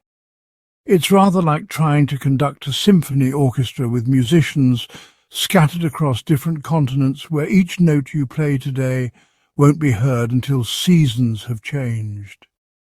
Yet somehow this impossible system functioned, held together by the invisible threads of bureaucracy that worked tirelessly through the night. In the Ministry of Personnel, officials debate the implementation of today's appointments, calculating how each promotion or demotion will affect the delicate balance of regional power. In the Ministry of Revenue, mathematicians work through the night to project the economic impact of the tax adjustments the emperor approved between breakfast and lunch. Meanwhile, in the outer courtyards, intelligence officers compile reports from across the empire, whispers of bandit activity in Guangxi, rumours of corruption in Yunnan, signs of unrest among the Tibetan tribes. But perhaps the most fascinating aspect of this nocturnal empire is how it operates entirely without the emperor's direct involvement. These men and women, working by lamplight in rooms he will never visit, are executing the will of a man who is at this very moment questioning every decision he made. They are transforming his doubts into certainties, his hesitations into policies, his human frailties into imperial commands. The emperor sleeps fitfully, haunted by the weight of choices, while across his realm those choices take on lives of their own. Yet even this vast machinery of governance cannot shield him from the most profound isolation of absolute power. There's a moment that occurs in the life of every emperor, usually in the quiet hours when the palace settles into its nightly rhythm, when the full magnitude of their isolation becomes impossible to ignore. Tonight, as our emperor dismisses his final attendants, and the great doors of his private chambers close with a sound like distant thunder, that moment has arrived. Imagine, if you will, what it means to be surrounded by thousands of people who hang on your every word, yet to have no one with whom you can share an honest conversation. Every person who approaches the emperor wants something: approval, advancement, protection, favor. Every smile is calculated, every gesture rehearsed, every conversation a performance designed to achieve some hidden purpose. When was the last time someone asked how he truly felt, not as the Son of Heaven, but as a man facing the accumulated weight of countless decisions? The tragedy of absolute power lies not in its burdens, though those are immense, but in its relentless loneliness. The emperor cannot confide his fears to his ministers, for doubt is a luxury he cannot afford to display. He cannot seek comfort from his family, for they too are trapped within the web of palace politics, their affections potentially compromised by their own ambitions or by the ambitions of others. He cannot even trust his own emotions, for sentiment is seen as weakness in a role that demands unwavering strength. Think about your own relationships: the friend who listens without judgment, the family member who loves you despite your flaws, the colleague who challenges your ideas without ulterior motive. These connections, which most of us take for granted, are precisely what imperial power makes impossible. The emperor's throne is not just a seat of authority, it's an island of isolation in a sea of calculated relationships. Yet here's what I find most heartbreaking about our emperor's situation. He understands this isolation intimately, and he chose it willingly. The path to the throne required him to sacrifice genuine human connection on the altar of political necessity. Every rival eliminated, every friend distanced for security reasons, every family member kept at arm's length to prevent their manipulation by enemies. These weren't just political calculations, they were conscious choices to prioritize power over love, control over companionship. Tonight, as he sits alone with his thoughts, our emperor faces the full cost of those choices. But his solitude is about to be shattered by a revelation that will test not just his power, but his very survival. The knock on the emperor's chamber door comes at the precise moment when night has fully claimed the forbidden city. It's a sound that shouldn't exist. These are the sacred hours when even the emperor's most trusted servants know better than to disturb his solitude. Yet there it is, soft but insistent, carrying with it the weight of urgent necessity. Remember the threatening message that arrived at dawn, the one that set our emperor's nerves on edge throughout the day? And recall the servant who collapsed after tasting the evening meal, an incident that sent ripples of fear through the palace staff? Tonight, these seemingly unrelated events reveal themselves as threads in a tapestry of conspiracy that has been weaving itself around the emperor's life for months. The man who enters, moving with the careful steps of someone who knows that his very presence here could mean death, carries intelligence that transforms our understanding of everything we've witnessed today. The drought reports from 3 provinces, not entirely natural disasters, but the result of deliberate sabotage of irrigation systems by coordinated rebel groups. The military campaign our emperor chose to delay. The delay itself was influenced by false intelligence, designed to give enemies time to strengthen their positions. But here's what makes this conspiracy particularly chilling. It originates not from external enemies, but from within the very heart of the imperial system. The eunuchs who served his breakfast, the ministers who bowed respectfully during morning audiences, the scribes who are even now transcribing his edicts, some among them have been playing a game far more dangerous than our emperor ever suspected. Consider the exquisite cruelty of this betrayal. The emperor's greatest strength, his ability to command absolute obedience, has become his greatest vulnerability. The very system that elevates him above all other mortals also makes him dependent on those who could destroy him with a whisper, a forged document, or a carefully placed poison. His isolation, which we've seen as tragic, now reveals itself as potentially fatal. The intelligence officer, speaking in hushed tones, explains how the conspiracy works. Messages intercepted and altered, reports delayed or fabricated, loyal officials gradually replaced with conspirators through a process so subtle that it took years to detect.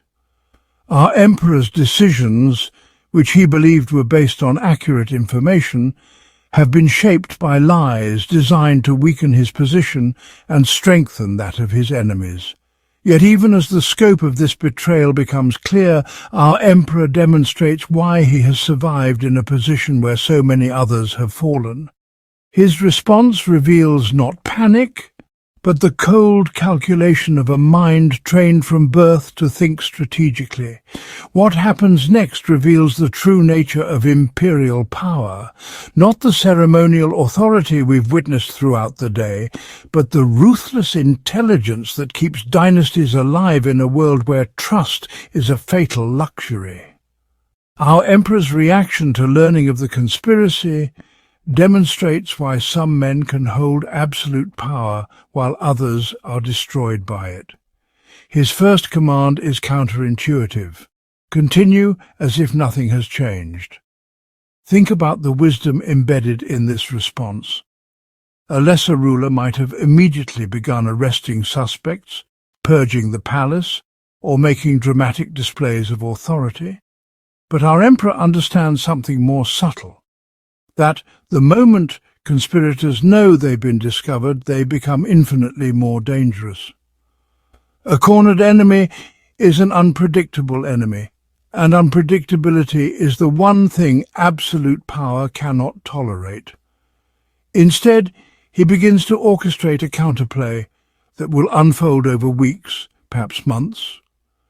Each suspected conspirator will continue their roles, unknowing that they are now being watched, their communications monitored, their associations tracked.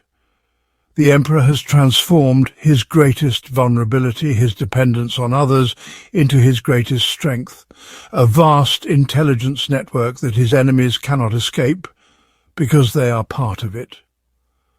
But here's what strikes me as most remarkable about this moment. Our emperor is not primarily concerned with punishment or revenge. Instead, he's focused on understanding.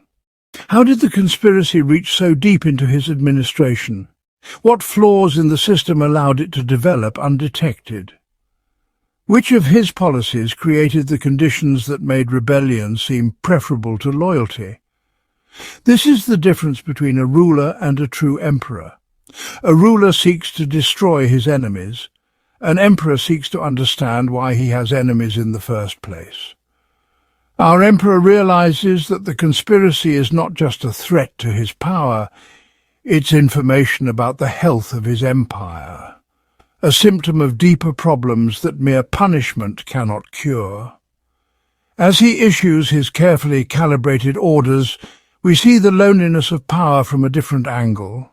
Yes, he is isolated and surrounded by potential enemies, but this isolation has also forged him into something formidable, a strategic mind capable of thinking several moves ahead while maintaining the appearance of complete normalcy. Tomorrow he will sit in his throne room, receive his ministers and make his decisions, all while knowing that some of those bowing before him are plotting his destruction. The performance of absolute power will continue, but now it serves a different purpose, As our emperor finally extinguishes the lamp beside his bed, plunging his chambers into the same darkness that blankets his vast empire, we're left with a profound understanding of what absolute power truly means. It is not, as we might have imagined, the freedom to do anything one desires. Instead, it is the burden of doing everything one must, even when the cost is one's own humanity. Tonight we've witnessed the culmination of a day that began with divine ritual and ends with very human vulnerability.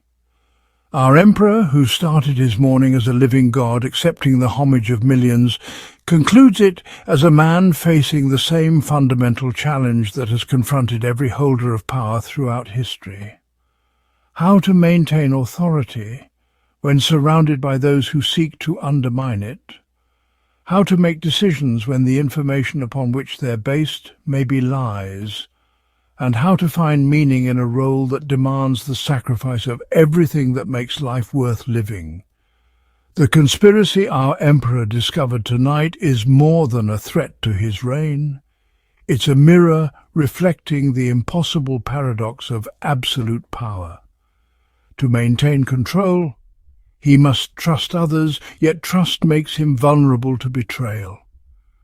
To govern effectively, he must remain connected to his people, yet connection creates opportunities for manipulation. To make wise decisions, he must rely on information from others, yet that dependence becomes a weapon in the hands of his enemies. As sleep finally claims the Son of Heaven, 300 million subjects rest under his protection, trusting in a strength they cannot see and a wisdom they cannot fathom. They sleep peacefully because they believe their emperor is all-powerful. But we now know the truth, that only those who hold ultimate authority can understand. Absolute power is not the ability to control everything, but the responsibility to make impossible choices with incomplete information while maintaining the illusion of certainty. Tomorrow will bring new challenges, new conspiracies, new moments when the weight of empire threatens to crush the human being beneath the imperial robes. But tonight, in the darkness of his chambers, our emperor has learned something that will serve him well in the trials ahead. That the greatest strength of absolute power lies not in its ability to command obedience, but in its capacity to endure solitude, to make decisions in isolation, and to carry burdens that would break lesser souls. The dragon sleeps, but his empire never rests, and somewhere in the darkness, new plots are already beginning to form against the man who has everything except the one thing every human soul craves: the simple comfort of being truly known and genuinely loved by another. Conclusion. As the final lamp extinguishes in the Forbidden City, and darkness claims the golden rooftops that have witnessed the rise and fall of dynasties, we reach the end of our extraordinary journey through 24 hours that changed everything we thought we knew about power. What we've discovered together is far more profound than the daily routine of one man. We've uncovered a timeless truth about the human condition that echoes across every civilization and every age. Remember how we began this journey? We entered the Forbidden City believing we would witness the ultimate expression of human freedom. A man who could command anything, control anyone, reshape the world with a gesture. Instead, we discovered something that should fundamentally change how we think about authority, leadership, and the very nature of power itself. The Chinese emperor, the most powerful individual in human history, was simultaneously the most constrained, the most isolated, and perhaps the most tragic figure we could ever encounter. Think about the profound paradox we've witnessed today. Every moment of absolute power came wrapped in absolute restriction. Every display of divine authority was choreographed by human hands. Every decision that shaped millions of lives was made by a man who couldn't decide what to eat for breakfast. This isn't just historical irony, it's a fundamental law of human organization that we ignore at our peril. But here's what makes our emperor's story so deeply relevant to our modern world. The same forces that trapped him in his golden cage are still operating today, just in different forms. Consider the modern CEO who commands a global corporation, but lives in constant fear of shareholder revolts. Think about the political leader who holds tremendous power, yet cannot speak freely without calculating every word's impact on poll numbers. Observe the social media influencer who appears to have ultimate freedom but is actually enslaved to algorithms and audience expectations. The patterns we've explored today, the isolation of leadership, the burden of constant performance, the impossibility of genuine relationships when power is involved, these aren't ancient Chinese problems. They're human problems that manifest wherever individuals are elevated above their peers and given authority over others' lives. Our emperor's daily struggle with loneliness reveals something profound about leadership itself. True authority, we've learned, requires sacrifice of the very connections that make life meaningful. The higher one climbs in any hierarchy, the thinner the air becomes, and the fewer people there are who can relate to the view from the top. This is why so many powerful individuals throughout history have struggled with depression, paranoia, and the constant question of whether anyone truly cares about them as human beings rather than as symbols of authority. The conspiracy we uncovered in our final chapter serves as a perfect metaphor for the eternal challenge of power. How do you maintain control when you must depend on others, yet depending on others makes you vulnerable to betrayal? This question has destroyed empires, toppled governments, and continues to challenge every leader in every organization across the globe. Our emperor's solution to turn his greatest weakness into his greatest strength by creating networks of watchers watching watchers reveals a sophistication of thinking that modern leaders would do well to study. But perhaps the most important lesson from our day with the emperor concerns the nature of choice itself. We often assume that having more options means having more freedom, but our emperor's story suggests something far more complex. Sometimes the multiplication of choices becomes its own form of prison, especially when every choice carries consequences that extend far beyond our personal lives. The emperor, who could theoretically do anything, was paralyzed by the weight of potential outcomes, trapped by the very scope of his responsibility. This brings us to a question that should haunt anyone who seeks power or authority. What are you willing to sacrifice for control? Our emperor sacrificed genuine relationships, personal freedom, peaceful sleep, honest emotions, and ultimately his own humanity. He made these sacrifices willingly because he believed the alternative, chaos, suffering, the collapse of civilization, was worse. Whether he was right or wrong is less important than understanding that he faced this choice consciously every single day for his entire reign. As we leave the Forbidden City behind, carrying with us the echoes of our emperor's footsteps on marble floors that no longer bear the weight of absolute power, we're left with profound questions about our own relationships with authority and control. In our democratic age, we often assume we've solved the problems of absolute power by distributing authority among many people. But have we really?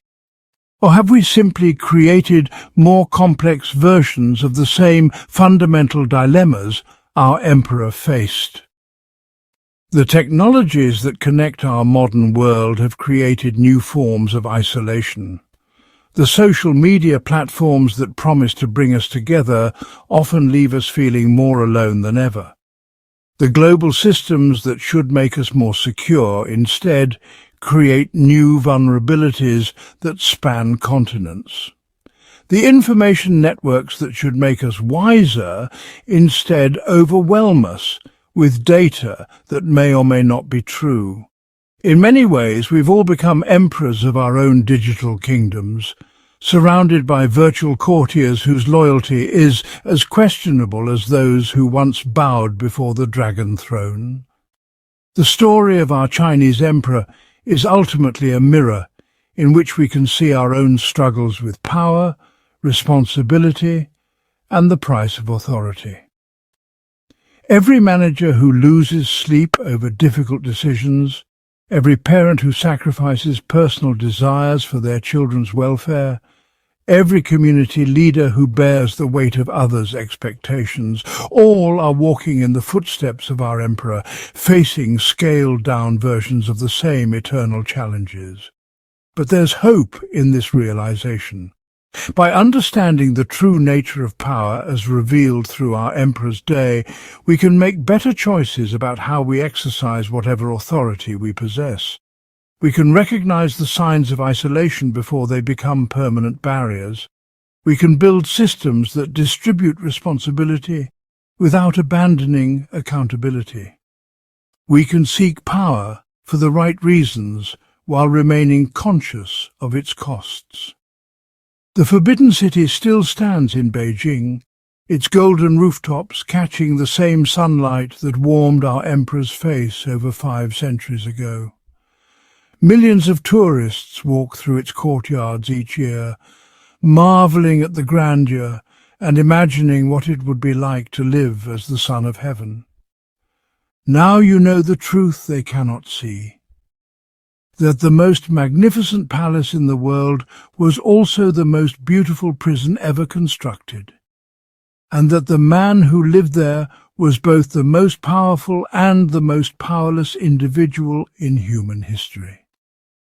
The dragon sleeps forever now, but the lessons of his reign live on. In boardrooms and parliaments, in families and communities, wherever human beings gather and designate leaders, the eternal struggle between power and humanity continues. The only question is whether we'll learn from our emperor's example or repeat his isolation, whether we'll find ways to lead that honor both the needs of those we serve and the humanity of those who serve them.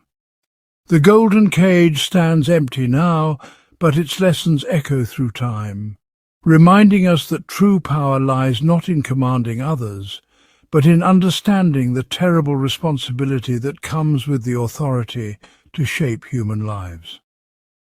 In the end, our emperor's greatest achievement was not the empire he ruled, but the example he provides of how to carry impossible burdens with dignity, how to make difficult choices with wisdom, and how to remain human while shouldering the weight of the world.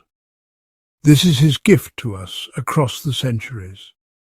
The knowledge that power without humanity is meaningless, that authority without empathy is tyranny, and that the greatest leaders are those who understand that true strength lies not in the ability to command, but in the wisdom to know when command is necessary and when it is not. The sun sets on our journey, but its light continues to illuminate the path forward for anyone brave enough to seek power for the right reasons and wise enough to understand its true cost.